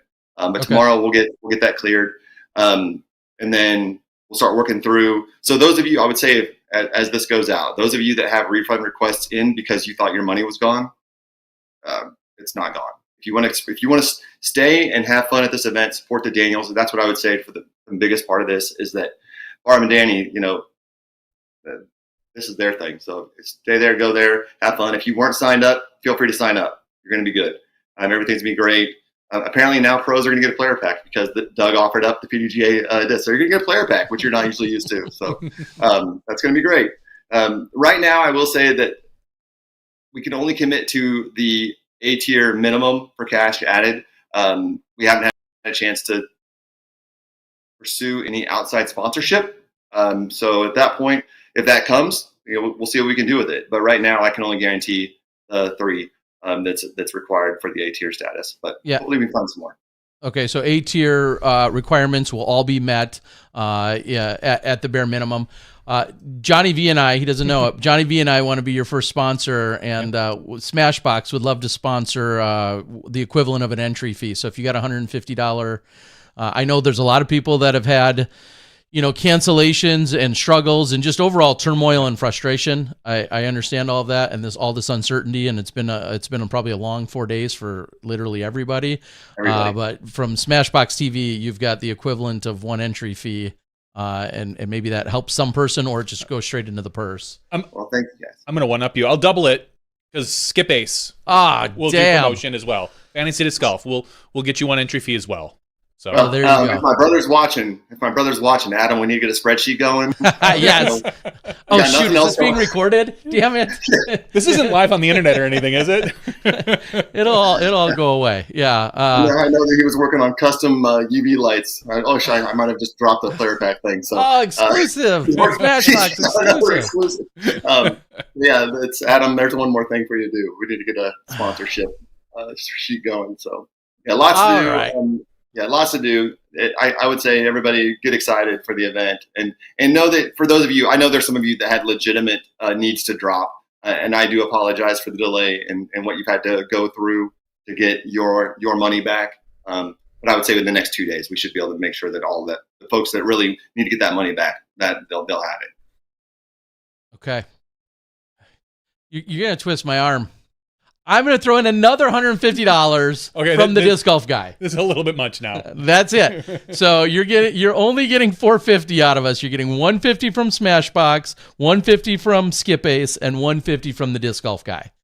I don't have any more entities to pull from. No, that's a lie. I know you have more LLCs. I know you have more LLCs. Shut up. That's it. Samui can't afford it. You get an extra big hug at the Chain Hawk Open. Johnny, if you want to come to the show, I'll give you a big hug too. Yeah, that sounds about right. So right there, you got $450 in sponsorship to help support. And in all seriousness, not just you, even if J Ray or whoever was making it happen, we do want to throw some support. I said at the beginning of the show, support doesn't necessarily just have to be financial, but we're glad we can. We want to see this work out as best as it can. Yeah, me too. You're the man for it. Even if you guys don't have money, just kind words and good thoughts will be awesome. Wow, look at this. Michael Munn on the board says Big Rip Classic will sponsor as well. So, just hang out here long enough. Yeah, you'll be fine. As Seth said, and as I told you, Terry, this is way past my bedtime. So I'm going to need you guys to keep track. Johnny, start a spreadsheet. Give me a spreadsheet. No, your brother's out there. He's already. Yeah, he's got the spread. He better have that spreadsheet going because I'm not. Yeah, he's already. Michael, thank you very much. Michael Munn's amazing. Big Rip is fantastic. If you're in the Southeast, or if you're not in the Southeast and you've got room in the fall, you should definitely go check that out. It's a beautiful location, awesome lakefront. Michael does a tremendous job. If you don't know Michael, everybody around here probably knows Michael from his Let's Shown fame. So way to go, Michael. Appreciate you, buddy. What is Steven Story throwing in $500? He says the terrible TD. Is that his nickname? It must be. I think every TD gets called that at some point, so I don't know if that's exclusive. I don't know. I think we're putting him on the clock or on the hook for 500. That's what it looks like. Don't say anything in the chat you don't mean. That's right. I guess that'd be trouble. But. Oh, geez. He's just guilty because he can't come. I tried to get him to come to be at one of the TDs, and his sister had already bought him a plane ticket, so he couldn't be involved. So he's just guilty. I know this is, this does not dismiss, obviously, anything of the struggles. The world appreciates you and your crew and everything that's happening. Is there anything else? You do have a long weekend. I know U.S. Masters is going on, plus a bunch of other events are going on. Is there anything? We got Dubs tomorrow night. We got to do Dubs tomorrow night before Masters is here. Dubs, Come on, Dubs. Man. Oh yeah. Where's that happening? Rocky Mount, North Carolina. Damn. Okay. Good place to be. And then I'm going to go see Creed tomorrow night because my buddy plays the bass for Creed. So what? After we finish Dubs, go see Creed because they're playing in Raleigh, which is like a town over. And then I'll be at 10. I'll be at Swinsky's. Arms wide open, you know? Yeah. I'll be there in time for I told him I'd make it for the encore, so it'll be fine.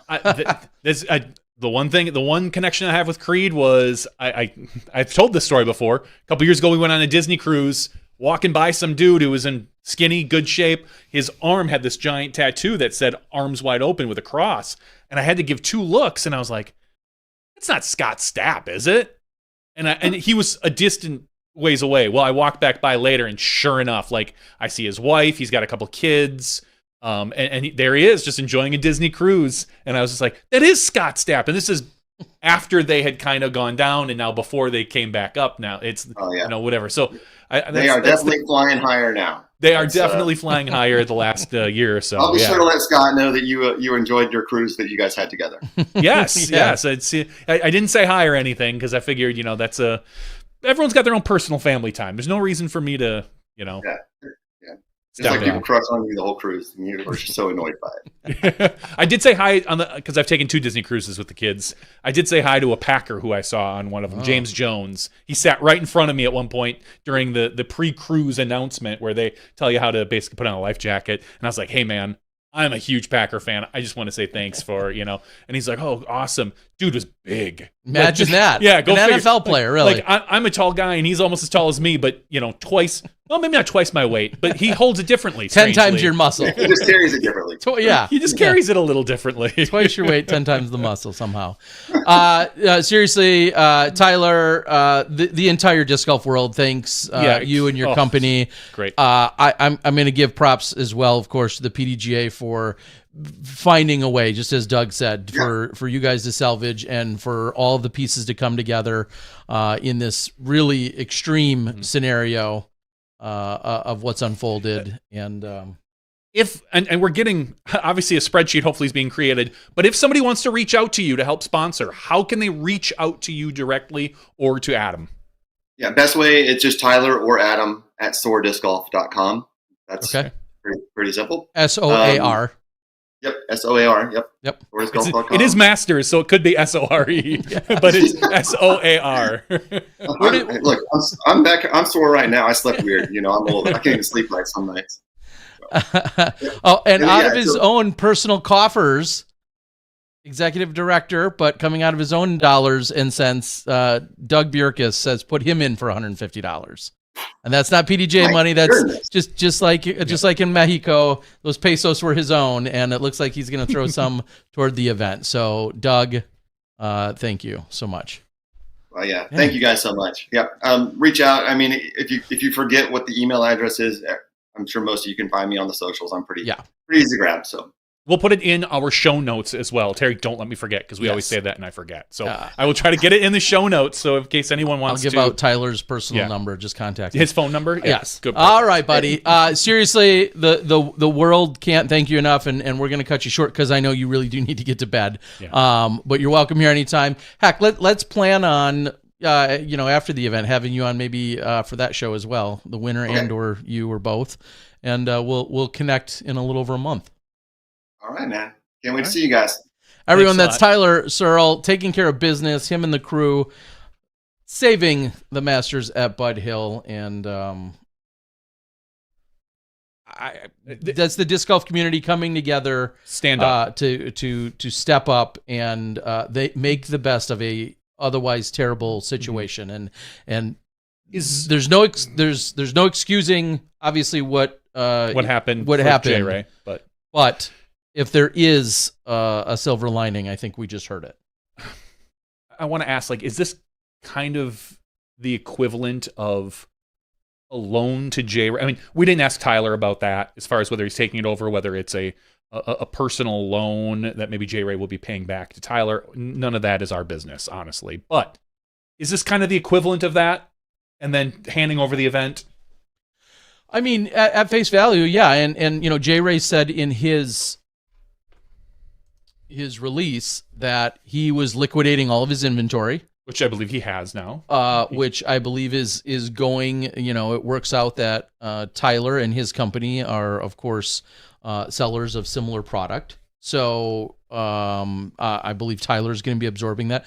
To what degree, to what those dollars and cents are, I don't know. Again, it's honestly none of our business. Nope. It's not really anyone's business. That's for them to get figured out. But this is Tyler's way of everything he said to step up for the community, and he has this spot, this compassion for his friend as well. And yeah, and no, let's be very clear. That doesn't let J. Ray off the hook by any means, and J. Ray's still going to deal with all of this and then some. It will be just now less painful for the 200-ish people. Correct. He's still gonna. He'll still get everything that the PDGA will still go over with their thing. I know there's a lot of people are talking legalese, and we went over that earlier. I don't know if that's an avenue or not. I don't know how that would even work. Who would do that versus what, you know, especially if everyone's... You got to wonder, does it negate even a few of the questions from earlier? Yeah, because if everybody is made whole by the time the event happens... there's no point in us... there's no point in us speculating. Yeah, disc golf law, that's you. We do not know. You probably don't either, but you might. But I know we don't. Oh, no, almost nobody knows. All right, I'm good. A lot of people just talk like we do. It's fun. All right, let's cover quickly a few of the things, and then we can shut this down before we get to an after show. But there was some disc golf tournaments played this weekend. Why don't we just quickly read off a couple of the winners? Oh, sure. I know there was some stellar play that came out of one. Oh my gosh. Gannon Burr, who won by 12 after shooting an average of 1087 golf for the weekend. Those are some of the numbers that I think I remember reading on the internets. And if it was on the internet, it was true. I have to find the event where he...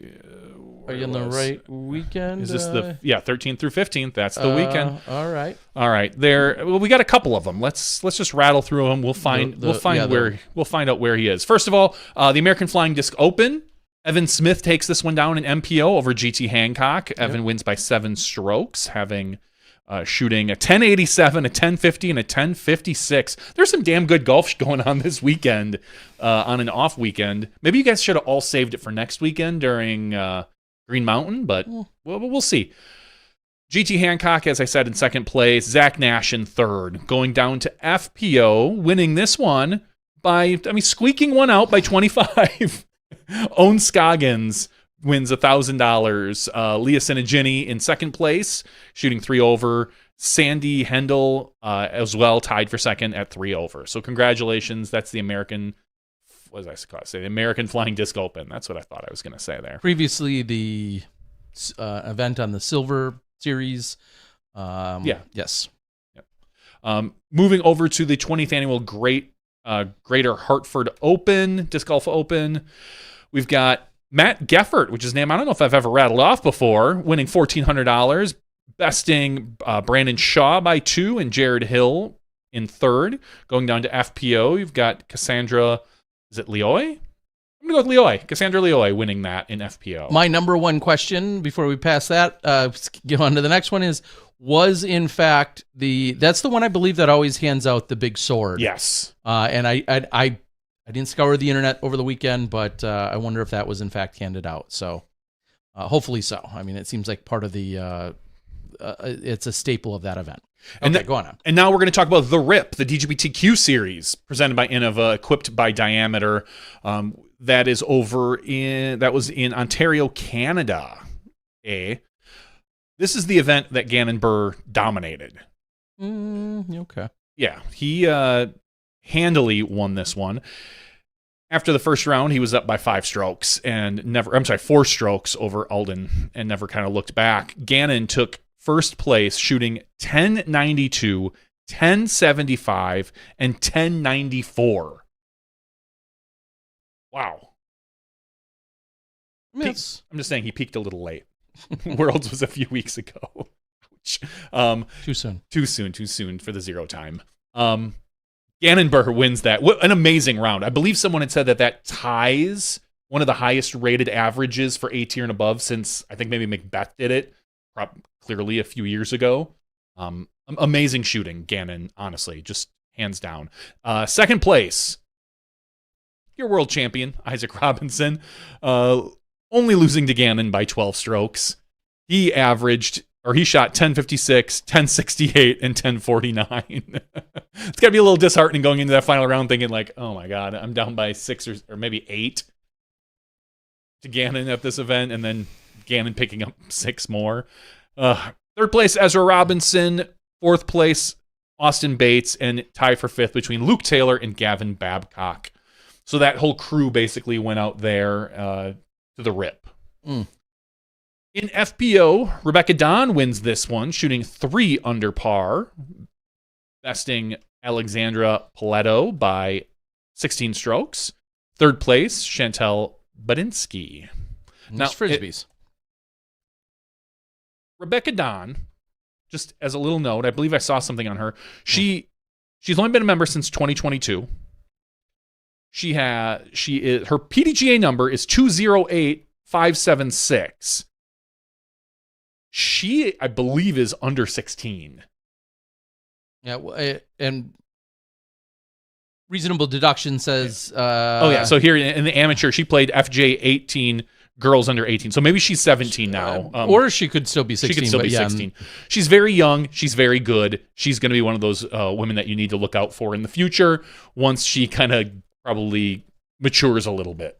Like she's coming for the field as we see a lot of young FPO players out there.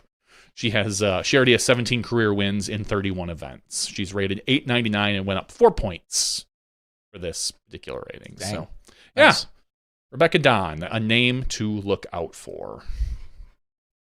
And then I believe we have one more, which was the Brickyard Hollow presents the the state of Maine championships elevated by ThoughtSpace Athletics, a DGBT Q series. So we have 2 Q series going on this week. That's cute. Yeah, that's cute. That works. That works. All right.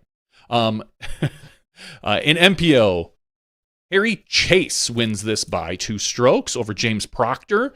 Harry takes home $2,800. James takes home $1,900. Not a bad little weekend. Bradley Williams in 3rd place. Matt Bell in 4th. And Paul Kranz in 5th. So that's your top 5. Going down over to FPO is Sarah Hokum winning this, taking home $1,700. That's a good payday. 2nd place, Hannah Manis, tied with Holly Finley. Those are your top 3 in FPO. As we know this weekend, before GMC, everybody kind of staying in the general area within a couple hundred miles, all getting ready for this weekend's GMC. We've got it going on. Starts Thursday? Yeah, 4-day event. Yeah, it's a playoff event. Yes. So 4 days, of course, 2 rounds at Fox Run Meadows and 2 rounds at Brewster Ridge. I don't know, I forget in which order, but it's going to be 4 rounds out there. I will be in the booth calling the shots from Bend along with Valerie. And then I believe the afternoons rounds will consist of myself and Nate Perkins, or not Nate Perkins, excuse me, Nate, of all the Nates, Nate Doss and Nate Sexton. So, the 2 that aren't Nate Perkins. Yeah, but Nate Perkins will be in Bend. So all the Nates. It'd be a great Nate out. What's he going to be in Bend for? That's where he's living. Oh. Yeah. He should definitely come into the studio at some point. I want to see all 3 Nates on camera. I want Nateception.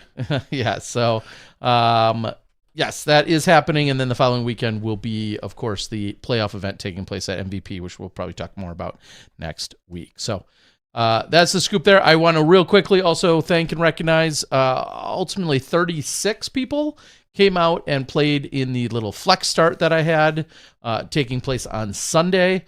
And what did I ultimately call it? Where's hole 1 and what's the course record? It's a great name for an event, by the way, especially the first event. Thank you. Fair. This was, in fact, the first ever event to be held at this brand new course. This is one you've heard me kind of reference throughout the last couple of years. It's been in varying stages of getting completed, and now there's baskets, tee signs, tee pads, all that stuff. Still not fully complete, but enough to where we could go out there and certainly have an event. So are you saying where it is? Yes, Okay. Salem, Wisconsin. Yep. Right near, if you're familiar, Gray Fox and Silver Fox. In fact, Within like 2 miles of them, right? not quite Not two, two? but pretty damn close. Yeah. yes. All right. Within 5. Within 6 minutes, depending on how fast you're going. Yeah, so just a couple of miles. You're exactly right. Very, very close proximity for that. So thank you to all of those that came out and helped and supported. It was pretty last minute to be able to have it, but I knew if I didn't have it this weekend, it could be a little while before I was able to. We got some good feedback. We know of more things that need to be done, most of which we knew, but was certainly confirmed. A couple of bridges that need to be put in on 4 and 18, and then just a little bit more when it comes to some trimming and mowing. But it was a good start, and that's what excites me. So thank you to all of you that came out and participated in any capacity. It was fun to be out there. With that, I think that's the majority of the quote unquote regular show stuff. Yeah. It was. I know that was kind of intense with a lot of stuff going on, but That was a roller coaster. that too, it certainly was. So, And like all good roller coasters, it comes in nice and smooth. yeah, Yeah, not a bad roller coaster. Bad roller coasters end very poorly. For most. I'll just mention a couple things that I may repeat in the after show as well. But the Kokioke event that I went to and attended a few weeks ago is now officially being released. Round 1 was put up yesterday. Round 2 went up earlier today. Round 3 will then go up tomorrow. They're all one video in the sense that it's all of round 1, all 18 holes.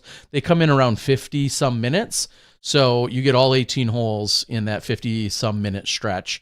So 3 rounds. Spoiler alert, Freddie Mesa is in all 3 rounds. I'll give you that much. He's probably the most recognizable name as we see him at the tour and whatnot. He is, in fact, in all 3 rounds. And some good golf and a chance to get to know new players, because fast forward a couple years when we're like, who's that guy from Colombia, or who's the number 1 rated player in Mexico? That's because Freddie doesn't live there and it's someone else that we see on the tour. Well, this might be your first look at some of those players. So I appreciate it. It doesn't do you any good to go to the comment section of an event in Mexico to then bring up something with J Ray. Like, I'm just going to tell you that is a worthless. That's what I mean when I talk about people talking shit. Like, that's just not relevant. Like, I understand you're upset, but there's no reason to go onto another event coverage to then bring up something. Just delete them. It just doesn't make sense. Censor them, Terry. No, because then you get yelled at. Ooh, you deleted my comment. No, yes, it was 1 billion% irrelevant. You delete it and you don't look back. That's hands down. That's all you do. Anyway, you're angry. Just guide it a different direction, somewhere where it's more useful. That would be my suggestion when it comes to that. And a couple of smashies, Maya and Luke, both celebrating a birthday today. Two different countries. Maya coming in from Croatia. Luke, I don't even know if it's still his birthday. It's not. He's over in Australia. So happy birthday to both of them. And one Nico LaCastro celebrated a birthday yesterday. Happy birthday, Nico. So happy birthday among all the birthdays, but those were a few that really jumped out at me as I was hitting the Facebooks. With that, we're going to call our regular show, which means what we do is we stand down for just a few moments. We're going to run some credits, thank the people that have been here supporting us. So we appreciate that. And then we come back. We have an after show, which means we'll talk more about some disc golf stuff probably, but it could also be any other topic of conversation that may or may not be disc golf related. So there's your pre-warning. If you want to talk sports, pop culture, we're here games, for it. movies, bring it up. Other stuff. Ask a question on the board. Ask some questions. Answer it. Yeah, you can do that. That's all part of the after show. It usually has a light theme of disc golf scattered throughout it, but not always. So that's what it's all about. With that, really the big, huge takeaway for sure, just Tyler and Soar and his entire crew stepping up, along with collaborating with the PDGA to do everything they can to make the Masters at Bud Hill still go off as a successful event. Just a huge thank you and shout out and props to all of them. And thank you to Seth Fendley as well for giving us a little bit of insight from the House of Disc perspective, and also just where everything stands with regard to this the entire situation. So thank you to everyone, and thank you to all of our viewers who tuned in and had some patience. And if you have some grace, great, and if you don't, that's on you as well, and that's fine. But we do appreciate everyone for tuning in and being part of it. So we're going to stand down for 60, maybe 120 seconds, and then we'll be back with the after show. Guess what? That's also where we give away free stuff. Giveaways, patreon.com/SmashBoxxTV. If you want to cover all the money that we just gave to the Masters at Bud Hill, Damn it. Yeah, now we're broke. You can be a Patreon supporter because we need it. Now we need it. We committed almost $500 out of our big mouths tonight. Oh, way to go. Damn it. What was I thinking? I don't know. I just tried to one-up you. That's all I tried to do, and then you go but I like, it evens us out. I know. Because we're both contributing significantly. Mutually and exclusively. Yes. That's cool. I like it. I love it. For Johnny V, I'm the Disc Golf Guy. We'll see you in 2 minutes when you step inside the Smashbox.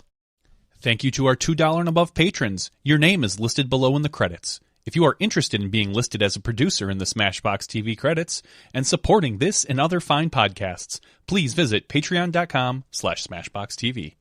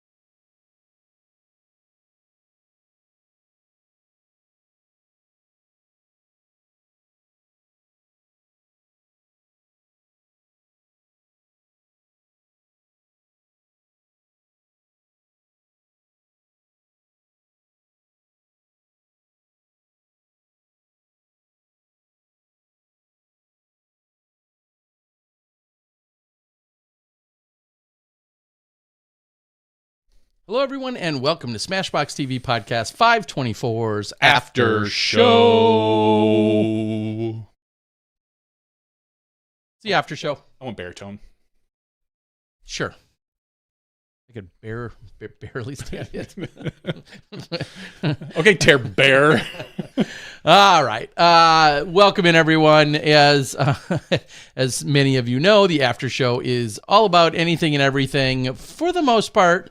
And if you have something that you'd like to talk about, discuss, ask us a question on, or, maybe just bring up, We're here. you could put it in the chat. And if it's good, we'll roll with it. I'll read just a couple of the last things posted. I'm not scrolling back up. So if I skip you, just type it in again and we can talk about it. Someone says, Daddy Disc Golf says, I want to talk about why the cost of beef jerky is so damn high.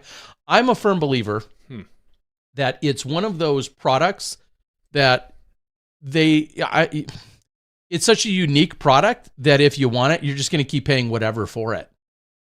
Like, yeah, it's kind of gross, not going to lie. I don't like beef jerky. oh, see, that's where you're wrong, but that's fine. I also don't like coffee, and I know people. I can get on board with that, but Okay. I mean, but beef jerky, I just feel like it is always been somewhat expensive, and I don't see that changing ever because I don't want to call it a luxury product, but it comes with luxury pricing. Like to go to a lot of the gas stations and grocery stores or wherever you get it, and it feels like this tiny little bag that's 10, 12, 16 ounces or whatever it is. 16 is even a lot. 10, 12 ounces, and all of a sudden it's like $17 or $19 or whatever. Yeah, it gets very expensive, and I'm largely too cheap to buy it. Yeah, So maybe that's the only business model, but everybody says that, right? Well, I'm going to make the same thing as everybody else. But make I'm just it going to sell it cheaper and then make the difference up on quantity over the price. Yeah, Nah. maybe. Nah, that's not how things work. I in full disclosure, this is full disclosure, everyone. Oh, geez, full Here disclosure. we go. I was just thinking this weekend how I'm out of any personal stash of Double G jerky, and I've been meaning to reach out to him, and I'm looking to barter some advertising in exchange for some jerky.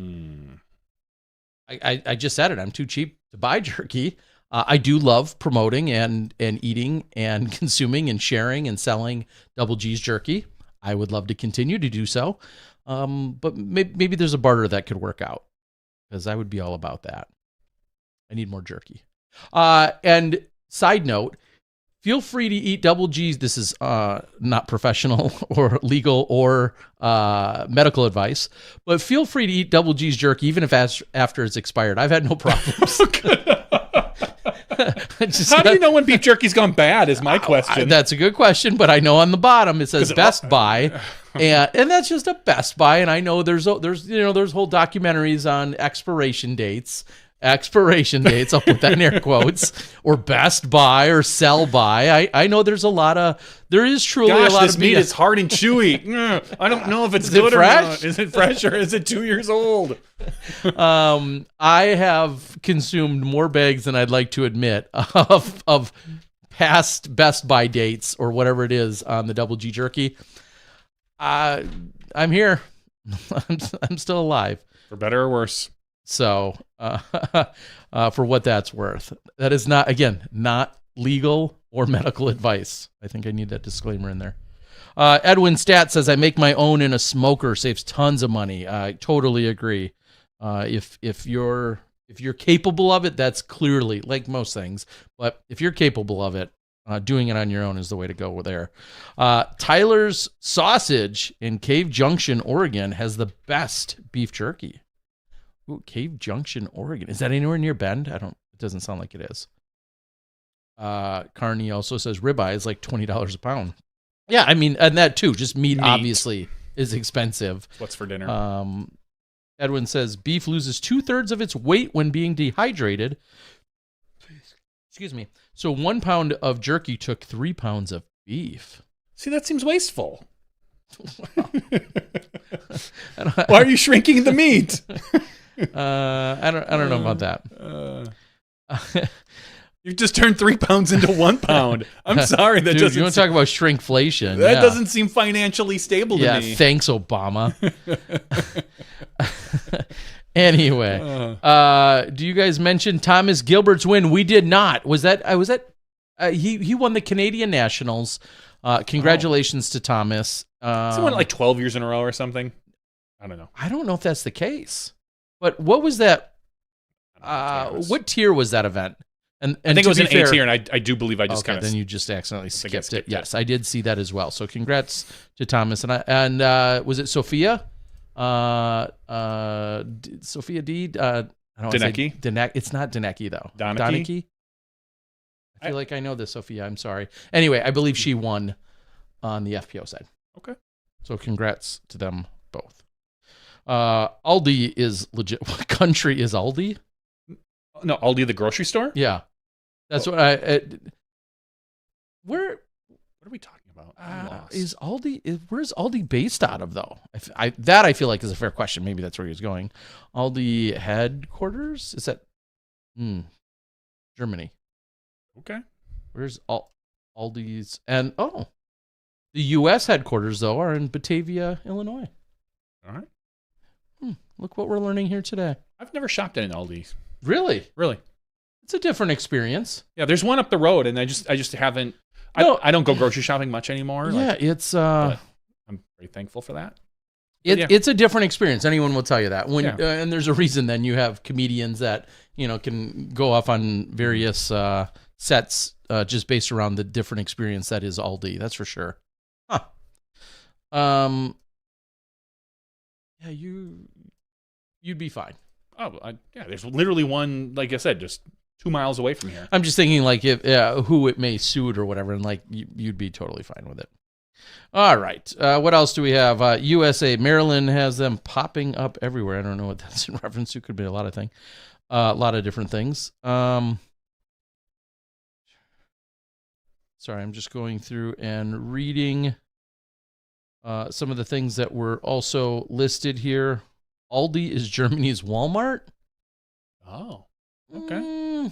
Maybe. I don't know. No, I would say it doesn't have that Maybe quite it's different in Germany. I was just going to say it doesn't have quite that diversity. Although I understand you could get, everything from powdered chocolate milk to like lawn chairs. God, I love chocolate milk. And you could get everything in between, but all these stores, at least in the US, are so incredibly compact where it doesn't. I'm trying to think of like a smaller retailer that does something of that nature that we have. But all right. Coming in off the board. Speaking of consumables, next time you get your hands on a bag of Smash, put it in the ice box for a few hours before eating it. Pro tip from a lifetime Smash lover. There you go, Tara. Could you withhold yourself for a few hours while it's in the freezer? To be fair, there are 2 bags of Smash in my kitchen cupboard right now. Well, put them in the freezer. Hidden. Well, yeah, because your kids would. No, I don't know if they'd even like it or not. I bet they would. But right now they've been there since my trip to Norway. When I brought what is them, their I actually expiration date, Terry? Yeah, who cares? I will smash anytime. Yeah, that's okay. Okay, that's that is a pro tip. It sounds like I'll have to put one of those in the freezer or ice box, which tells me overseas. I like that they have a lot of dye-free options as well as less bioengineered options. I could see that. Talk about Aldi's, yeah, a little more natural. Mm-hmm. Okay. Is Aldi like a? Maybe this is obviously for the board, but is Aldi like a slightly cheaper version of a Trader Joe's, where it's like a lot of? Now Trader Joe's has more of their own branded stuff, where Aldi has like I feel like you can go into an Aldi once a week for all 52 weeks, and you see a large shift in inventory, whether it's in the quantity or the name brand. Like you're not going to go into an Aldi and find it set up exactly the same, with the exact same products every single week. Well, Earl Bud says Aldi's owns Trader Joe's, and that's why maybe they're similar-ish. Well, okay. You learn something every day, Terry. Yeah, I don't learn enough, though. No. Aldi is a low-end market. That's what I was thinking, like a slightly cheaper version of a Trader Joe's. Aaron's on the board. Aaron, hope all is going well. Aaron is a professional chef that I think you were last heading down to Texas, maybe? Yeah, he said welcome from, it was just on here, somewhere in Texas. Scroll up just a little bit. Slinger Disc Golf says, in a world count 8, watching from the beginning since I missed the interview. Good luck, Slinger. At what point did you notice? Not until the board did. To be fair, just to catch everyone up, and Seth may or may not be watching and or aware, because it's easy for all of us to have them. The reference is that Seth Fendley, who is our first guest of the night, seemingly has a crutch phrase, as you just said, of going with in a world. I have plenty of them. We all do. So I am not going to pick on them. No, because I have plenty of stupid things that I say. It's just humorous. Anytime, when you catch them, when you start to catch them, you can't unhear them. Yes. And so the board very much caught them. The board very much was making a game of it, and it's good. Seth has a good sense of humor. Yes. And we're not picking. We're just laughing with somebody. He's just not here right now. So in a world of no Aldis. All right. A lot more than that. Sit tight there, Slinger. You're in for a ride. Hey, shouldn't you be in bed? Don't you have kids to teach tomorrow? Aren't you teacher of the year material or something? I feel like you should be sleeping. That seems like it'd be appropriate.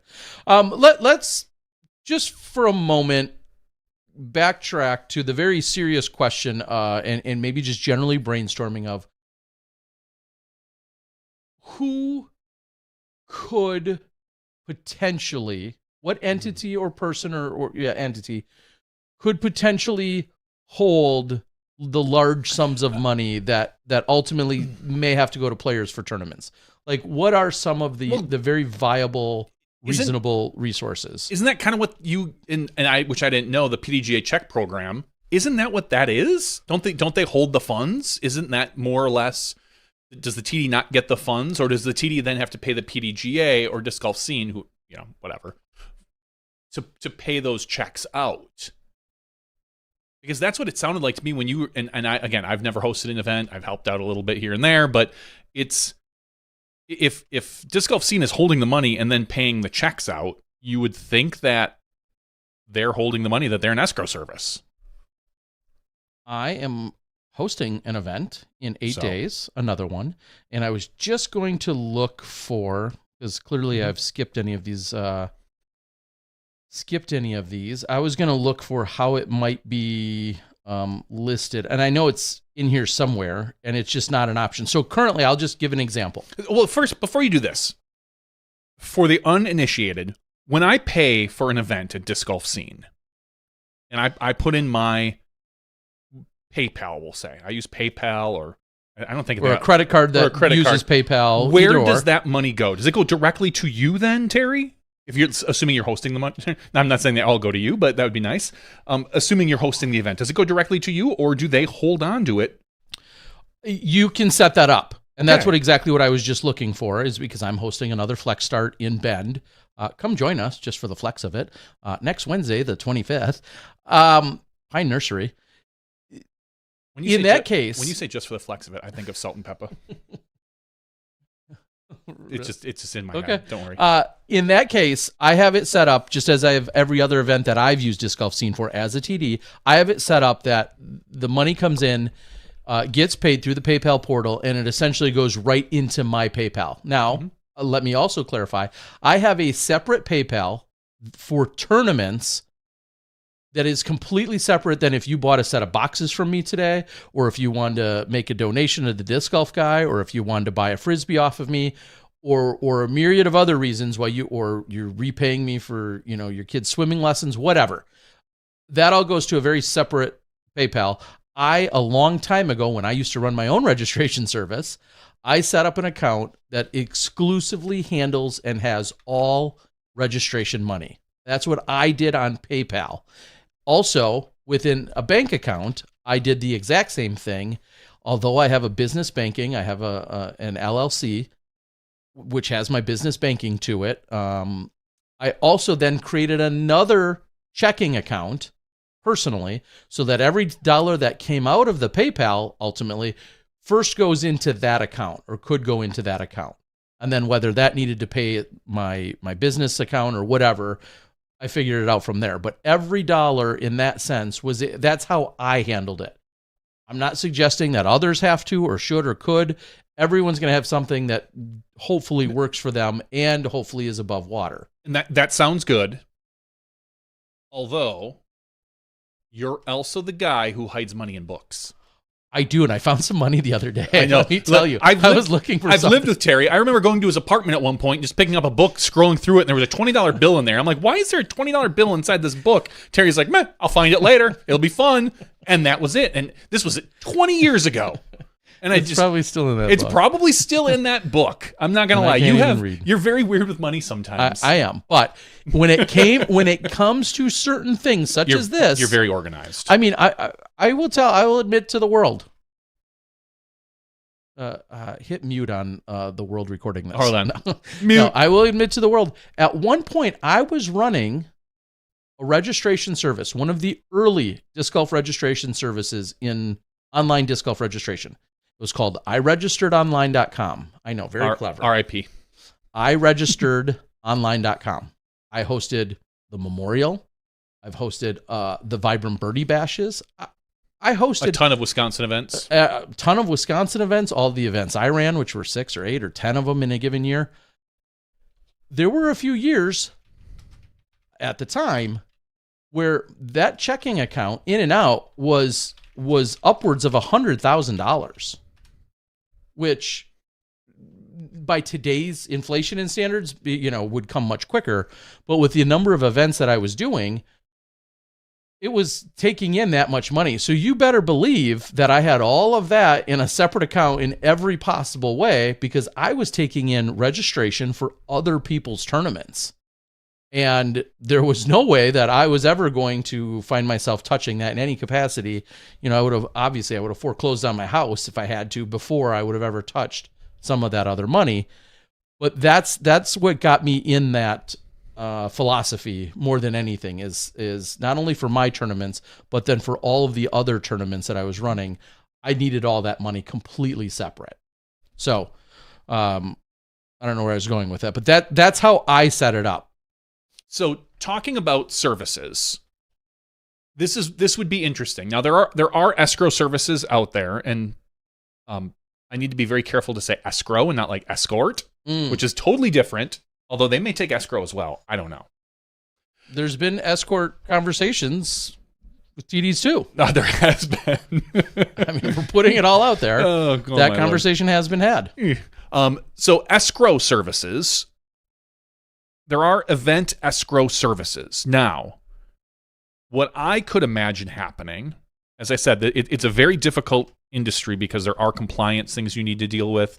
The TDs do need access to funds of somewhat, because as we know, you might pull in $26,000 for an event, but you need to pay someone for bathrooms. You need to pay maybe upfront for the course rental.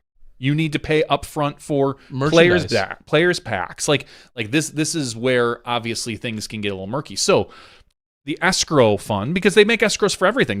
There is literally, it's called League Safe. If you want to do a fantasy football escrow, there's a company that does that. So everyone puts their $20 in, and there's a service that you can go to and push a payment, and I think they take 10% of whatever the total thing is. So if you have $200 in there, they take $20.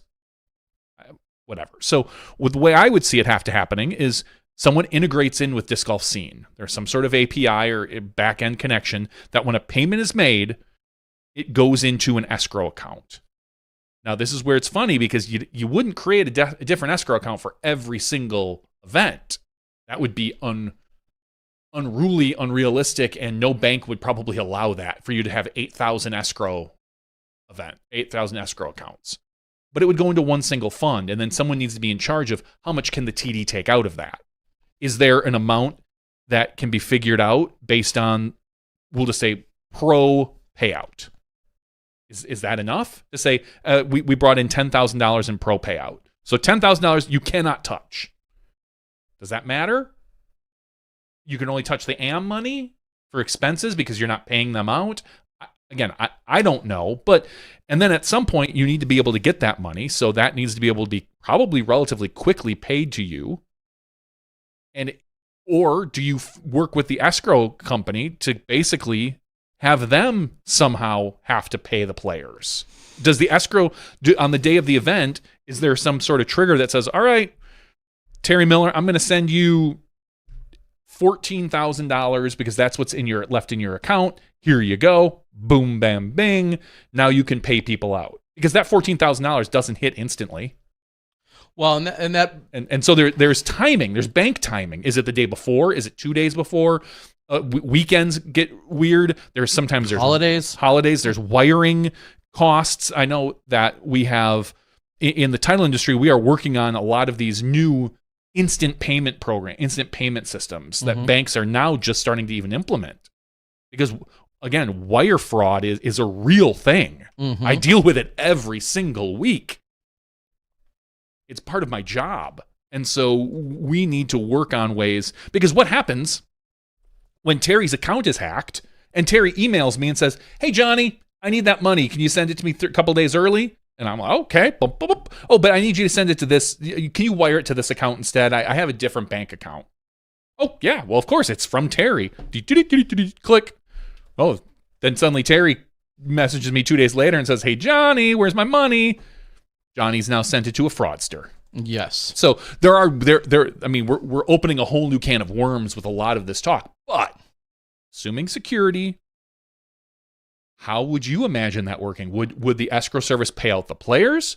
Would the escrow service pay out the TD who then is in charge? Because I would think as an escrow service, I would want to be in charge of paying one person. I don't want to be in charge of paying 37 different people different amounts of money, making sure I get all of that right. Now, unless there was a good way to link up their PayPal to this escrow service where then there's some sort of back-end system that someone goes into and says, all right, I need to pay out of this.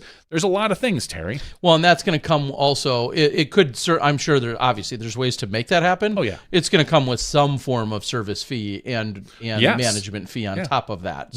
So what's the right amount? Is it $1 per player? Yeah. Is it 25 cents per player? Is it $20 an event? Is it, because the one thing I've learned in 25 years, there's a lot of people that get really, really upset when you tax them on their entry fee for whatever it is, whether it's PDGA fees, state fees, people trying to make money in disc golf.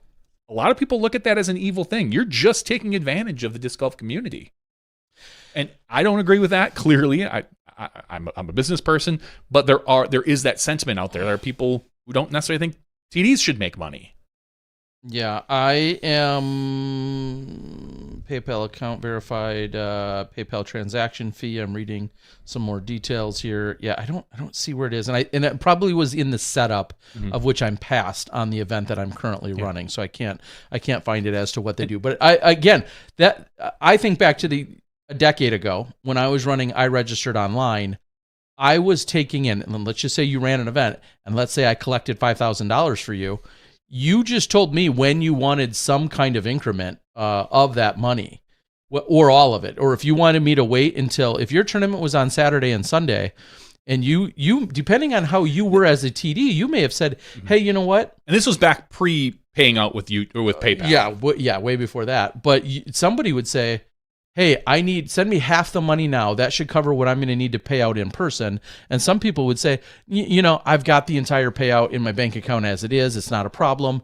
I have a tournament Saturday and Sunday. How about on Monday? Just in case you have any refunds or anything else to process, how about on Monday we reconcile and you just send me everything that's owed come Monday? And they would wait literally till after the event. It depended on every TD as to, we'll say, what their financial support or backing already looked like. Some people said, hey, every time it gets to $1,000, just please send me another check for that $1,000. So I'd say, okay, whatever it was. Now, this was a much smaller world, and I'm dealing with a few dozen events during the year as opposed to Disc Golf Scene dealing with thousands of events. So it was a very different world. But those are different things and just think of the trust that was in me. Dealing with over $100,000 for multiple years of people literally all over the country. There were some people who didn't even know me at all, and we were doing this. Now, I want to be clear that, do I think we need this service? Probably not. Let's be honest. This something like this, we probably won't see something this big for years. On a smaller scale, maybe see something minor where a TD maybe can't meet all the obligations, whether that's usually it's the PDGA that's getting stiffed. Let's be honest. Oftentimes, yes. If a TD can't make the funds, usually the PDGA is the one that is taking the short end of the stick, and they're not going to get whatever couple dollars per person that they normally get. And or the actual manufacturer who supported the event. Or the manufacturer. I'm just going to say Joe Schmo running a tournament. Sorry, Joe Schmo. Joe Schmo running a tournament. If there's a Joe Schmo, he's probably pissed. Orders $3,000 worth of Frisbees and materials from a company, runs the event, does all the payouts correctly for both the players of pro and am levels, hands out all the players packs, all the payouts, does all this stuff. Joe Schmo didn't realize that they would also have to pay all these other expenses. Ends up, we'll just say, paying for the porta potties, paying the parks department, paying other people that had to get paid all the players, also gave out all the player packs. And then Joe Schmo owes $382 still to the PDGA. And Joe Schmo also owes let's just say 3,000 still, or even 1,500 to the manufacturer. Those are the two entities that more often than not are the ones that would get shortchanged, so to speak. And I could rattle off probably a dozen people off the top of my head that would fit into those categories. Yeah. This was such a scenario where without the cash in the bank, so to speak, in we'll say J Ray's case, where the players couldn't be made whole. The other ones, unfortunately, getting the short end of the stick is far more common. Now, from a business perspective, I would, if I had the gumption, or if anyone out there has the gumption, a disc golf entry fee escrow service would probably make some good cash. I don't know what your overhead is, because it's probably a ton of labor and time. That's really where it comes down. Obviously, development costs, Intricacies, yeah. But you're more or less, once you have a system set up, it kind of would almost run itself at some point, and then you're just bringing in money, probably collecting interest on it, or paying getting paid some sort of flat fee, and then handing money out. You're a middleman now. You're a money middleman. But again, do I think we need it? No, probably not. Well, and the board is kind of going along. Robert Goike, who's on the board. Good to see you, Robert, this Bob. weekend. Bob, I have sent checks to of my service. I hope I don't owe you any money yet, Bob. Is saying, though, sounds like a lot of headaches for a rare issue that is minor to any single player. Yeah, right now it is. I mean, this was the most extreme case that we've seen in our known history. And it is of such a large scale magnitude. Not to dismiss anyone, but if this is a 30-person C tier, and this happens, and there's, I'm just going to say $3,000 that's, so to speak, out, this is a very different conversation. It still gets all the attention, and it's still equally as wrong, clearly. But I don't know that it makes the same amount of news, because I bet you there's been plenty of events that have had something of this nature happen at some capacity. We have so many possibilities. Now, I think it's rare, but I think it still has happened. Yeah. So, I don't know. Ryan Draper, incredible TD himself, says, are we having this discussion because we think this situation is going to become common?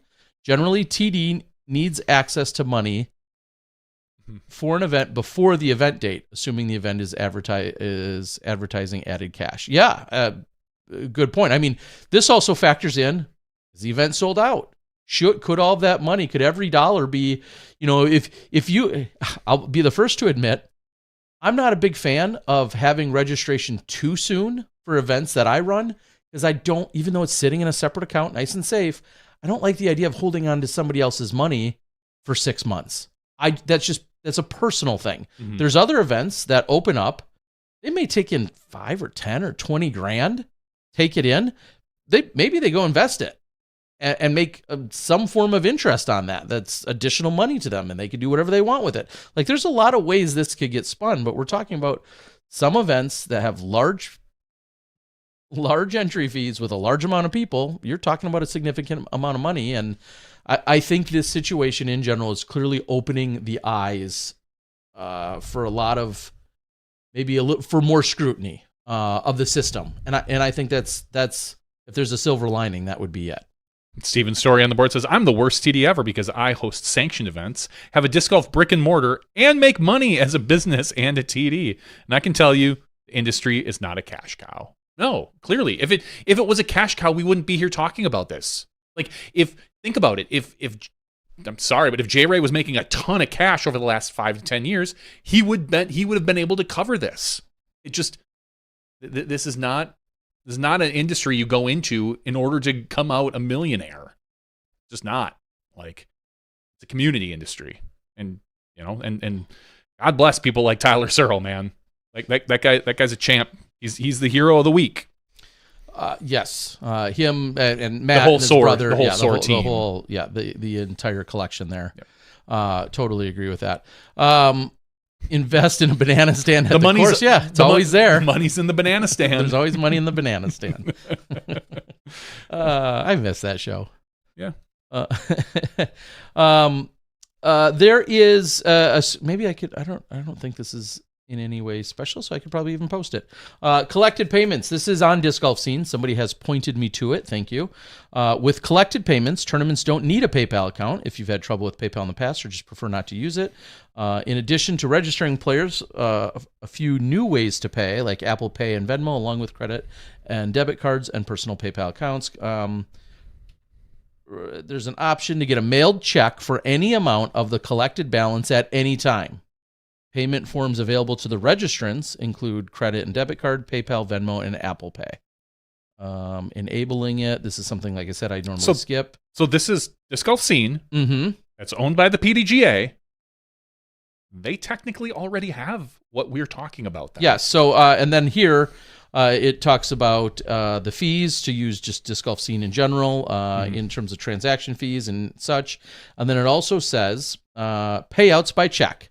Payouts can be requested at any time in the payout section for an event page. Each event is entitled to 2 mailed checks free of charge via USPS.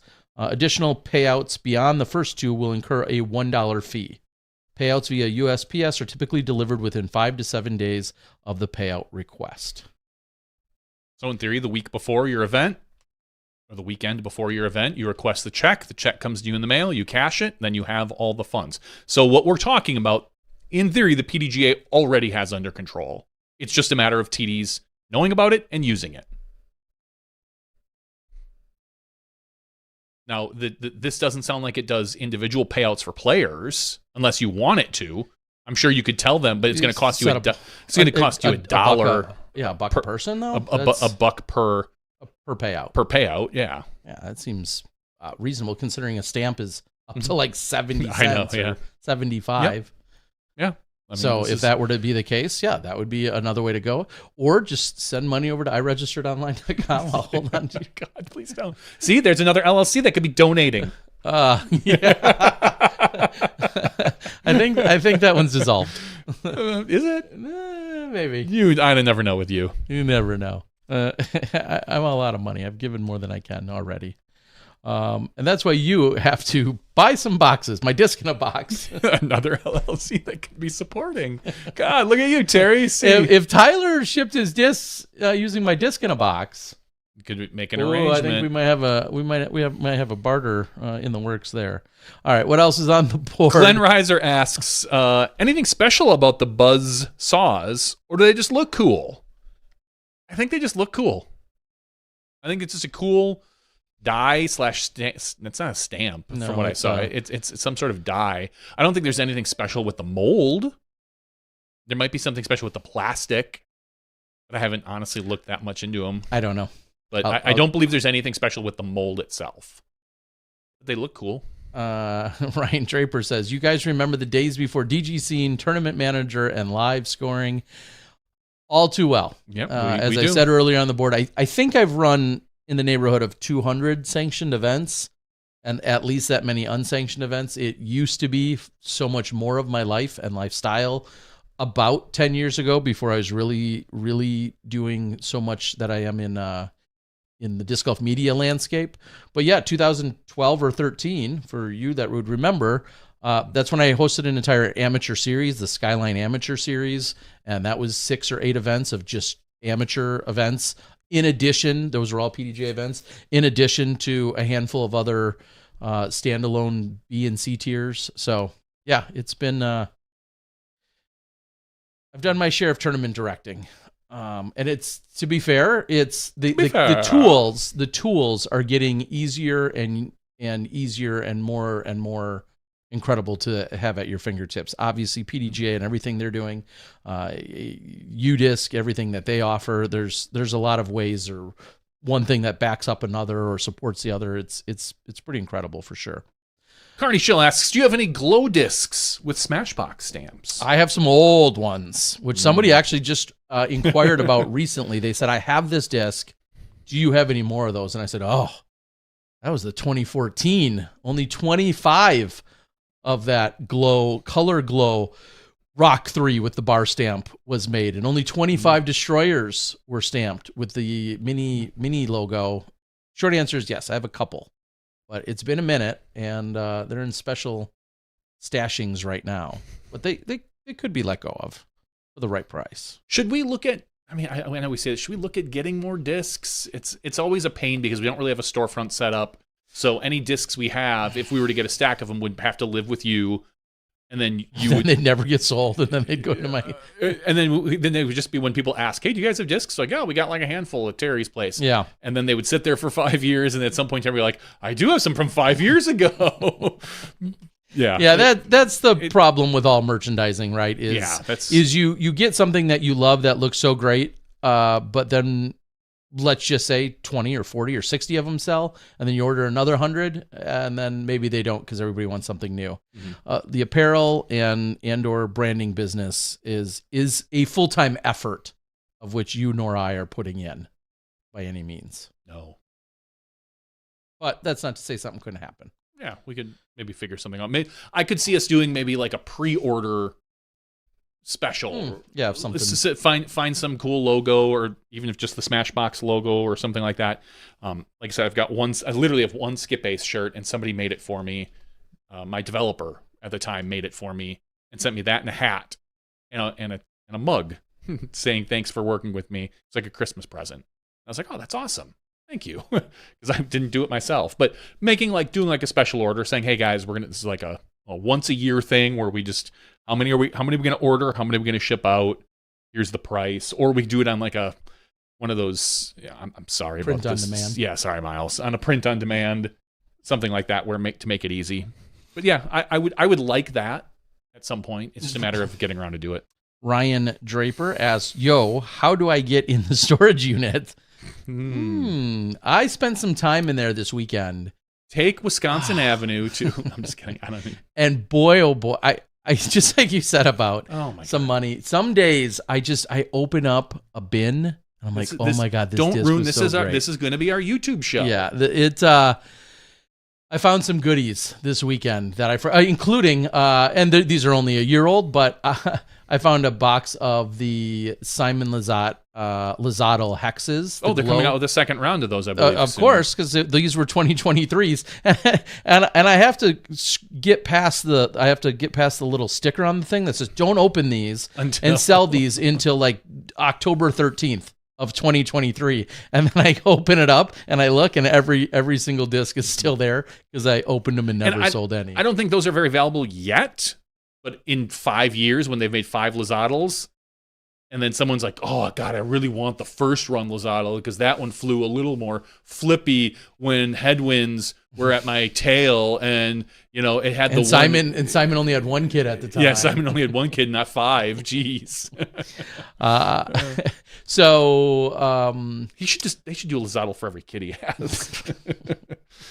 Yeah, that seems reasonable. Yeah, I think how do you get in there, too. Ryan? I mean, you got to tell me what you're looking for, and once in a blue moon, I may dig out a disc for you if that's what you need, or one of 93 shirts I had made and only got around to vending them twice. So 81 of them are available still. I'm still telling you, Terry. You know the deal. Anytime, I would love you and I to go to your storage facility and just record all day long. Just each episode is you opening a box and just pulling out some discs, talking about the box, and we could do it for 6 hours. And then it's a real easy edit. And hey, this is a series. And some might be more expensive, some might be less expensive, but that's going to be right after my my Mail Call Mondays segment. I have a lot of boxes that have showed up throughout the years that I just flat out didn't get around to opening them, and I like the idea of like, oh, here's a box from 2020. It's from Dynamic. I'm gonna guess it's so and so's commemorative win disc. That's as much as I could guess reasonably without like going in and searching in my email. And then we open it up and we see what's there. And I'm good with all these things. We just need literally, Terry, we can go there and film it. I just need the hours in the day. All right. Or hours at night. There is a stash of every disc ever submitted in Tucson. Yeah, there certainly is. That would be Jeff Homburg, who is our PDGA technical standards committee chair / standards guy, who every single disc that gets submitted to be approved by the PDGA, they have to submit them to him. I think 3 of them have to go to him. And he runs all the tests on them, which I have an entire video on, but he runs the tests on them and puts them through all the standards test. And then what does he do with one? Maybe he keeps all 3 of them. I know one ultimately was like for him to be able to keep personally. And then I think one he was maybe putting as part of a museum contribution. And then I forget what the other one was, something of that nature. But yeah, just like he has a copy of literally every basket. So when you go into his backyard, there's just 100 baskets throughout the years that are all littered throughout his. Yeah, it's quite a picture. He's posted it more than once. It's quite a backyard. It's pretty crazy. Time capsule. There is a disc golf disc in the 1996 time capsule at the high school which Johnny and I graduated from. They were looking for things to put in the time capsule. Did they open that recently? I have no idea. I'll have to look. But you got to figure 30 years is coming up in 2 years. Shh, we're not that old. It was a brand new high school. It was also our senior year, and they were looking for things. And I'm pretty sure I put a lightning disc in there because I was like, I don't really throw this. And we were the Appleton North Lightning. Yeah, but I don't think I was that. You weren't that clever? I don't think so. Oh. It's either a lightning disc or a DGA disc at the time. Anyway, someday that'll get open. I've said this before, so I'll quickly say it again. If there was ever a grant or the money or the means, I would gladly take an absurd amount of my stuff and create a museum out of it.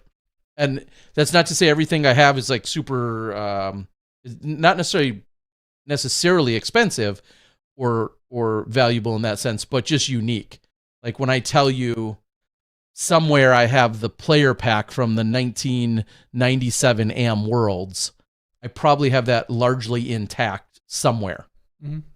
Or I have the USDGC player pack I got in 2005, the first year I played, or 07, or whatever year it was. Or the Japan Open backpack that we got for playing at the Japan Open in 2008 or 2010, and I never got around to using that particular backpack. I do have my robe still upstairs. I still have the robe as well, the Japan Open robes. Let's wear them, just those next week. I wish I fit in it.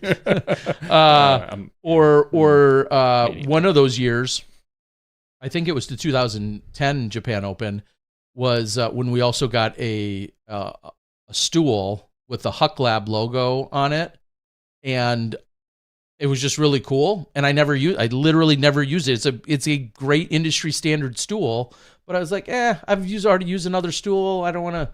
And it was like, it's red. It's got a red seat to it, which most of them didn't at the time.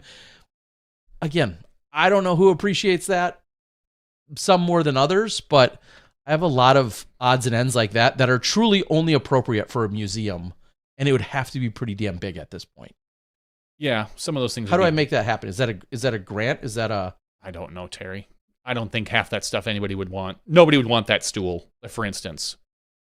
It's not that somebody would want it, but I think it gets hung, and then the tagline is "Player Pack Stool from." No, that's not worth hanging and putting on. It's not unique enough. That's not impactful enough. If it was like the first Japan Open and that was the players pack, then maybe. Sure, but just a random Japan Open, things like that, I don't think have. Now, could you take a picture of it? Sure, send it to our good friend Tom McManus. Yeah, definitely. I think that for sure. That belongs in the Flying Disc Museum, but not in like a physical. I think it has to be relatively special. You know, something not quite, but to the lines of the Greenie disc. That is something that I think people could really get behind. Or there are probably other, like maybe like the first Zuka cart, or things like that have to be really, really unique and special in order to. Well, I got a lot of stuff. You do, and some of it could be. Yeah, exactly. I agree. Maybe not everything. What's in the box, Steven? What's in the box? You'll find out someday. I promise. Patreon.com/SmashBoxxTV. That's how you can be supportive of our little podcast that we host every Tuesday night at 8 o'clock Central. Some of you guys are probably here live. I know I made a little post out on Reddit. Hopefully, if it's your first time, thank you for joining us. Hopefully, we didn't offend you too much. And if we did, come back next week. We'll offend you more. See if we do it again next See if we can do it again. We do not aim to offend. Sometimes we hit the target, though. True. So anyway, patreon.com/SmashBoxxTV. For as little as $1 a week, you're automatically eligible for our giveaway. We do at least one disc every single week. And sometimes we get really good ones. Sometimes we get just a regular disc. Either way, everyone walks away happy. For more than that, there are different levels. You can find them on patreon.com/SmashBoxxTV. We have 123 people eligible for our giveaway, Terry. Yeah, we do. Well, how do we want to do this? I say we head over to random.org. We generate a number between 1 and 123. That's kind of the standard operating procedure here. And I'm good with just the very first one you pick. The very first number. Then we take this number and we bump it up against the spreadsheet of Patreon supporters that we have. And from there, we see who that aligns with. And then we give something away. I've got something in my stash. How about a red stool from the Japan? No, I'm just kidding. No, you're not. You're still not getting it. No. I'll find Terry's something robe. else. He won't fit in anymore.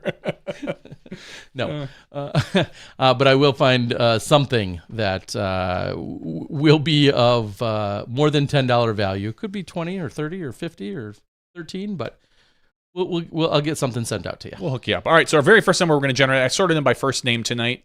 There are other people that are eligible for their giveaway. If you listen often enough, you can find out how to do that. You just need to sign up every single week by going to smashbox.tv/weekly giveaways.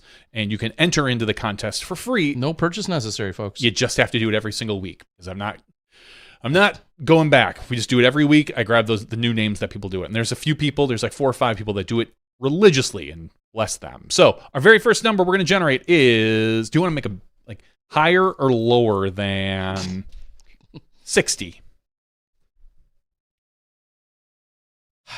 Let's go lower. Lower than 60. Our first number we generate is 106. You are nailed it. So wrong, Terry. 106. All right, I am going to pull up my list now. Yes, Carney, it is a camp time stool. Yeah. One of the fancy ones, which, as you know, there's a billion blue ones out there. That's why I was saying the red one with the Huck Lab design was of a more unique style and not nearly as common. But yes, it is a camp time stool, of which I was an authorized dealer of for a while. You've been an authorized dealer of a lot of places. Not going to lie. All right. Jam? 106. Ted Tracy. Ted Tracy. Out of Oregon. So congratulations, Oh, Ted. Ted, can I hand deliver it tomorrow? Do you plan on being at that city in Oregon? I don't know where that is. Me neither, but never heard of it. Maybe if he wants to come find you. I'll be at Bevel. You'll be at Bevel A few times. So if Ted... Next week, the Flex Start, come over to Pine Nursery. That could be a way we do this. Yeah. Well, Ted, thank you for being a SmashBoxx TV supporter. We do appreciate it. The money that you give us every week, we are going to turn around and give it to Soar Disc Golf now. So yeah, in this particular case. For this particular case. They're going to get some of our monies. Yeah, sorry, I was just looking at some of the names. A few of those names I recently made a few of the labels for, shipped some stuff out, and also our internationals.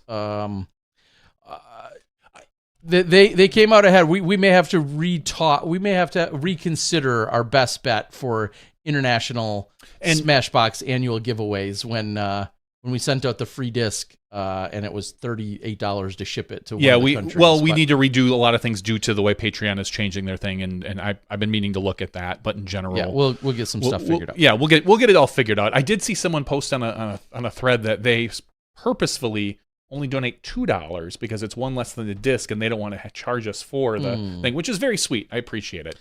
Appreciate that. But we're gonna rework this. Greaseball says Tear Bear needs a stiff drink stat. I'm doing water.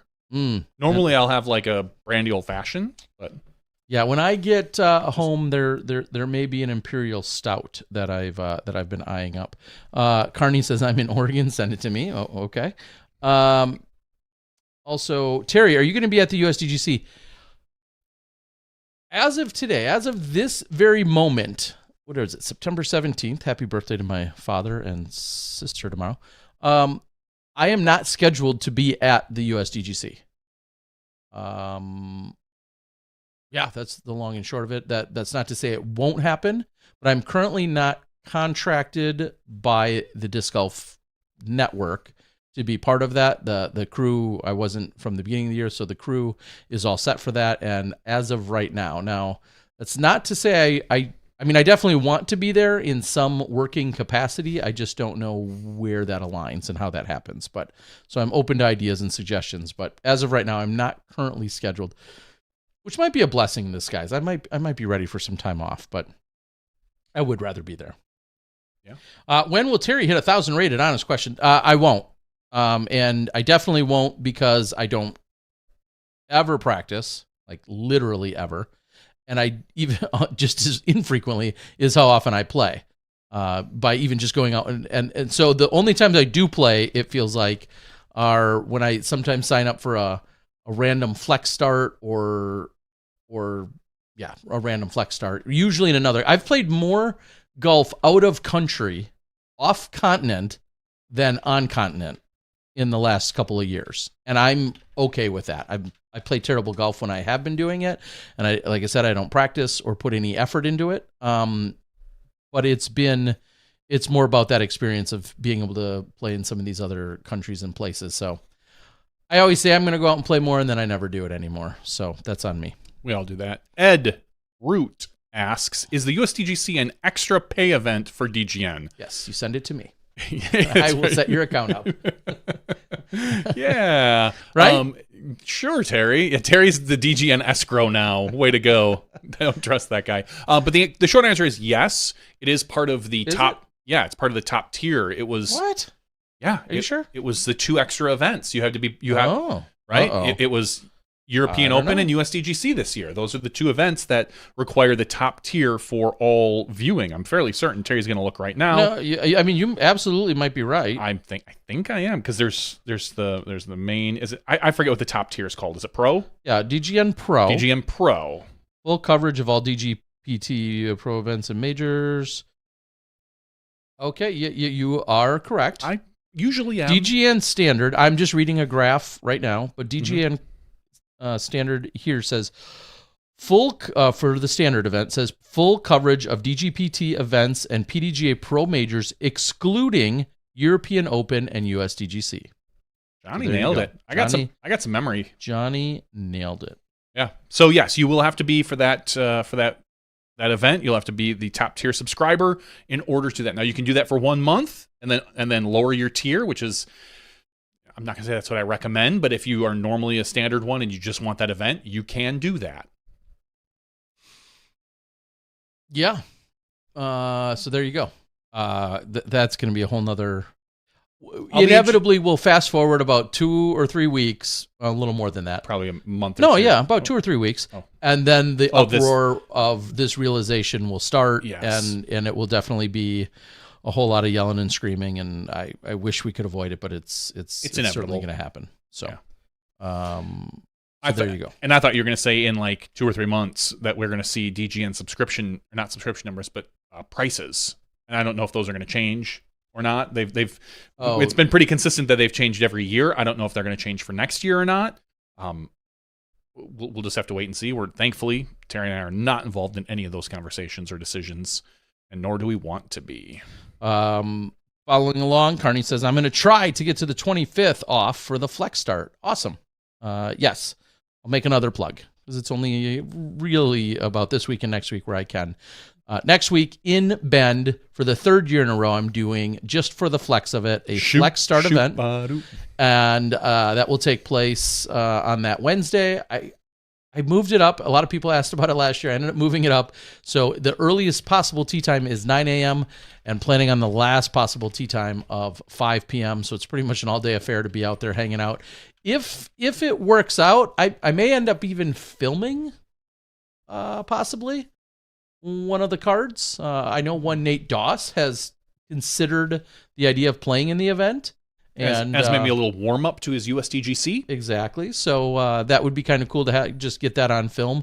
I don't think there's probably a lot of coverage out there at Pine Nursery. So I still think if you're not doing anything for DGN, you should just maybe follow Nate around at USDGC and get a general, kind of like Nate Doss does USDGC, and put out a little like a 10-minute thing. You film a little beforehand at the Flex, say, hey, this is Nate getting ready, talk to him about how he feels, get to USDGC, maybe have kind of a 1 or 2 night wrap up with him, like, hey, how did your day go today, and what, blah blah blah, maybe film some of his shots and things like that. I think that could be cool. It's not going to pay your bills. Are you funding this? Nope. What if Fantasy Disc Golf sponsored and was the title sponsor of that series? We'd have to talk about prices. I've got good prices. But my guess is that Fantasy Disc Golf can't afford it. I think you'd be surprised. Yeah, you're saying you're cheap.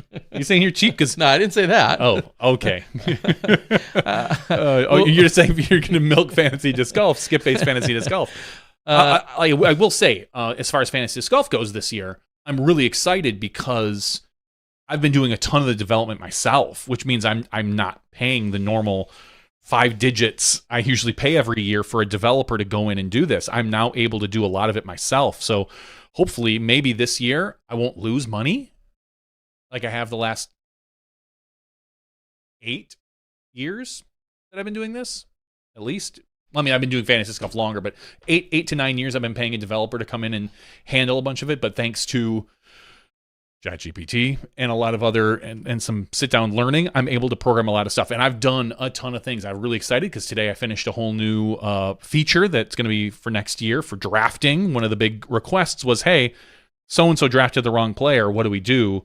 There was no way to back out a draft pick, so you'd have to wait afterwards. And now the commissioner is going to be able to pause, reverse the draft pick, and restart the draft. So we'll be able to kind of back out picks as they go. And so I'm really excited. I was able to develop that in the last day or so.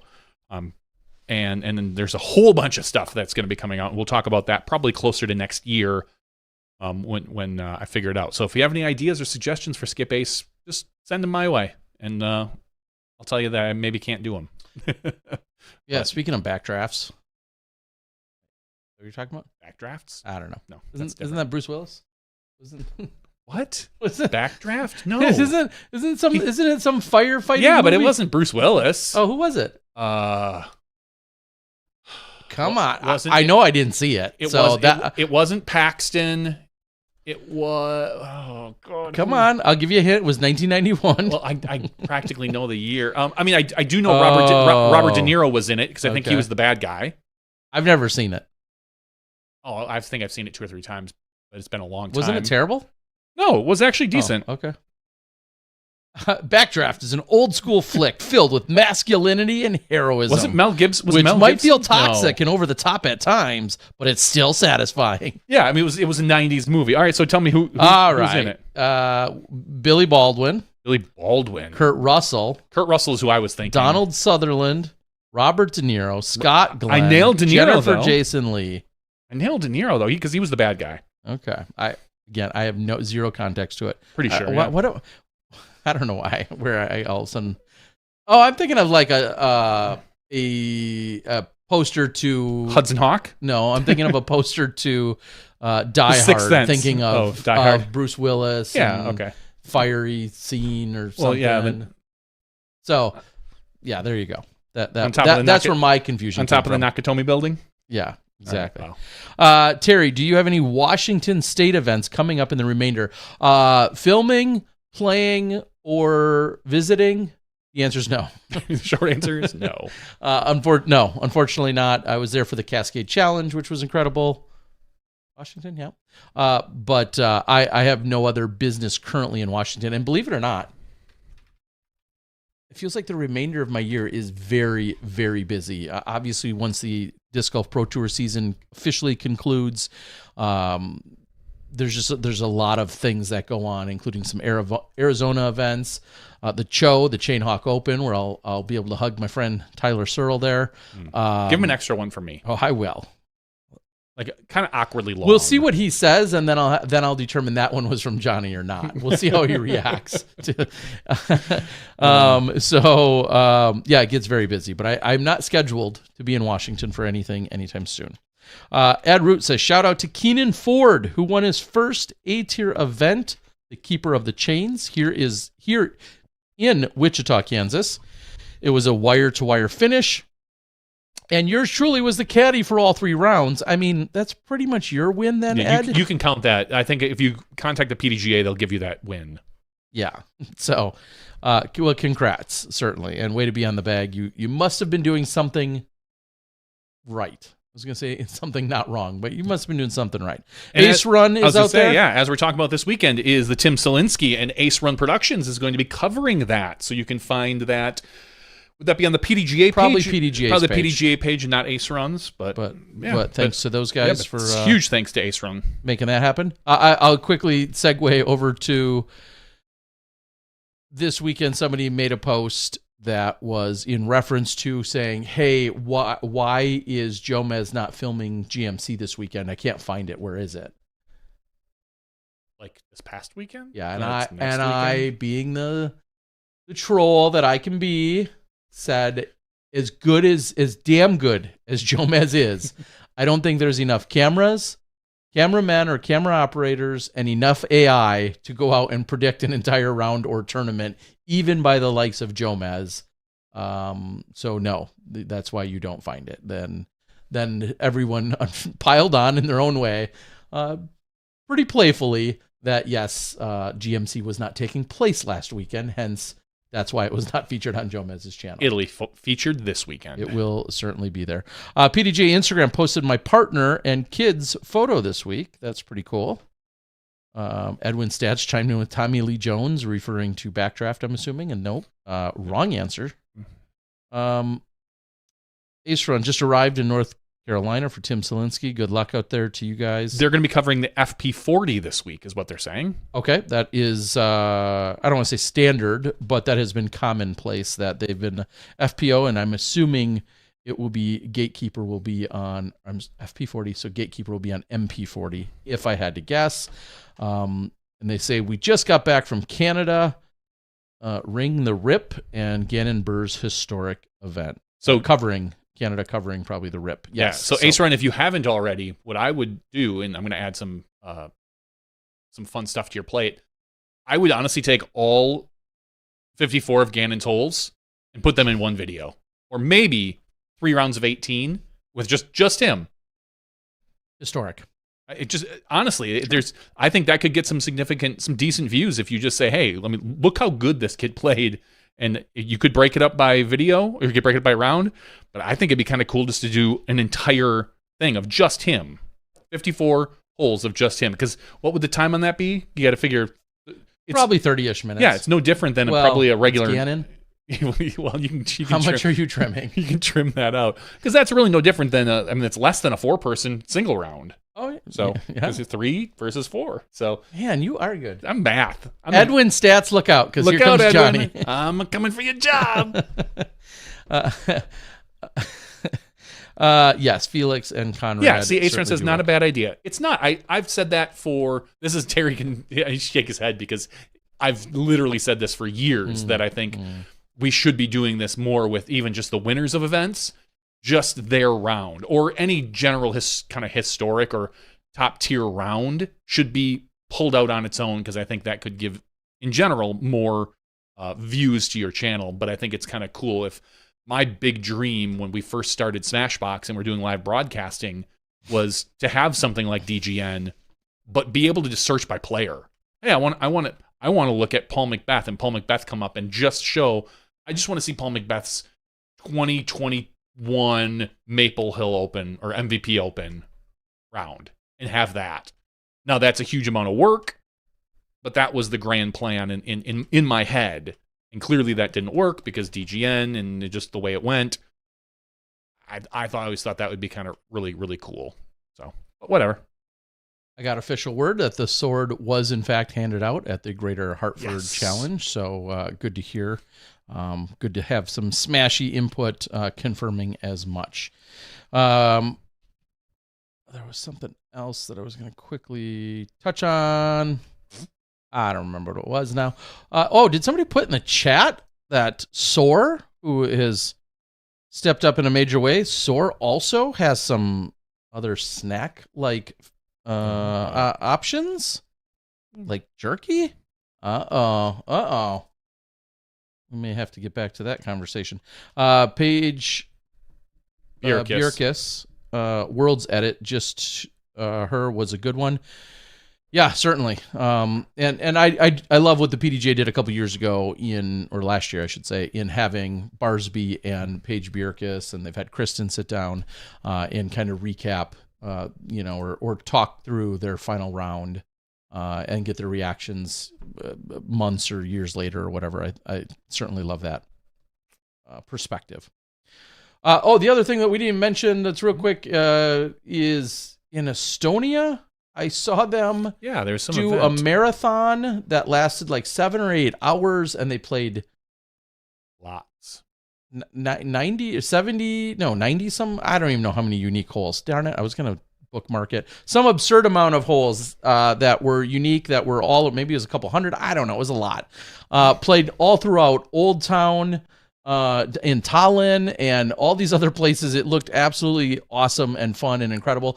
When you go into Disc Golf Metrics, which is where a lot of international events keep their scores, which is like their version of UDisc, so to speak, you would see some of the top players had like 8 or 9 different aces. I think that's because some of the holes could have been as little as 10 or 20 or 30 meter putts essentially, or whatever, but there was a bunch of different aces. Very, very cool to see. So, and I think when it was all said and done, it was like 7 or 8 hours of golf that they played essentially consecutively, and just looks like a really awesome experience. So very cool. All right, I think that's about all that we have. I think so too. It was a good night, Tara. Yeah, let's hope everyone can find a way to just get along, and everyone can fight and work through the challenges, legal or otherwise, demons and frustrations and everything else. Big shout out for the 100th time to the group over at Soar, and for picking up and being able to still administer the Masters at Bud Hill. I hope everything goes as good as it possibly can. I'm sure it will with those guys running it. I'm just going to jinx it with the worst scenario of like, just wait till it like rains all weekend and gets rained out 2 out of 3 days. Of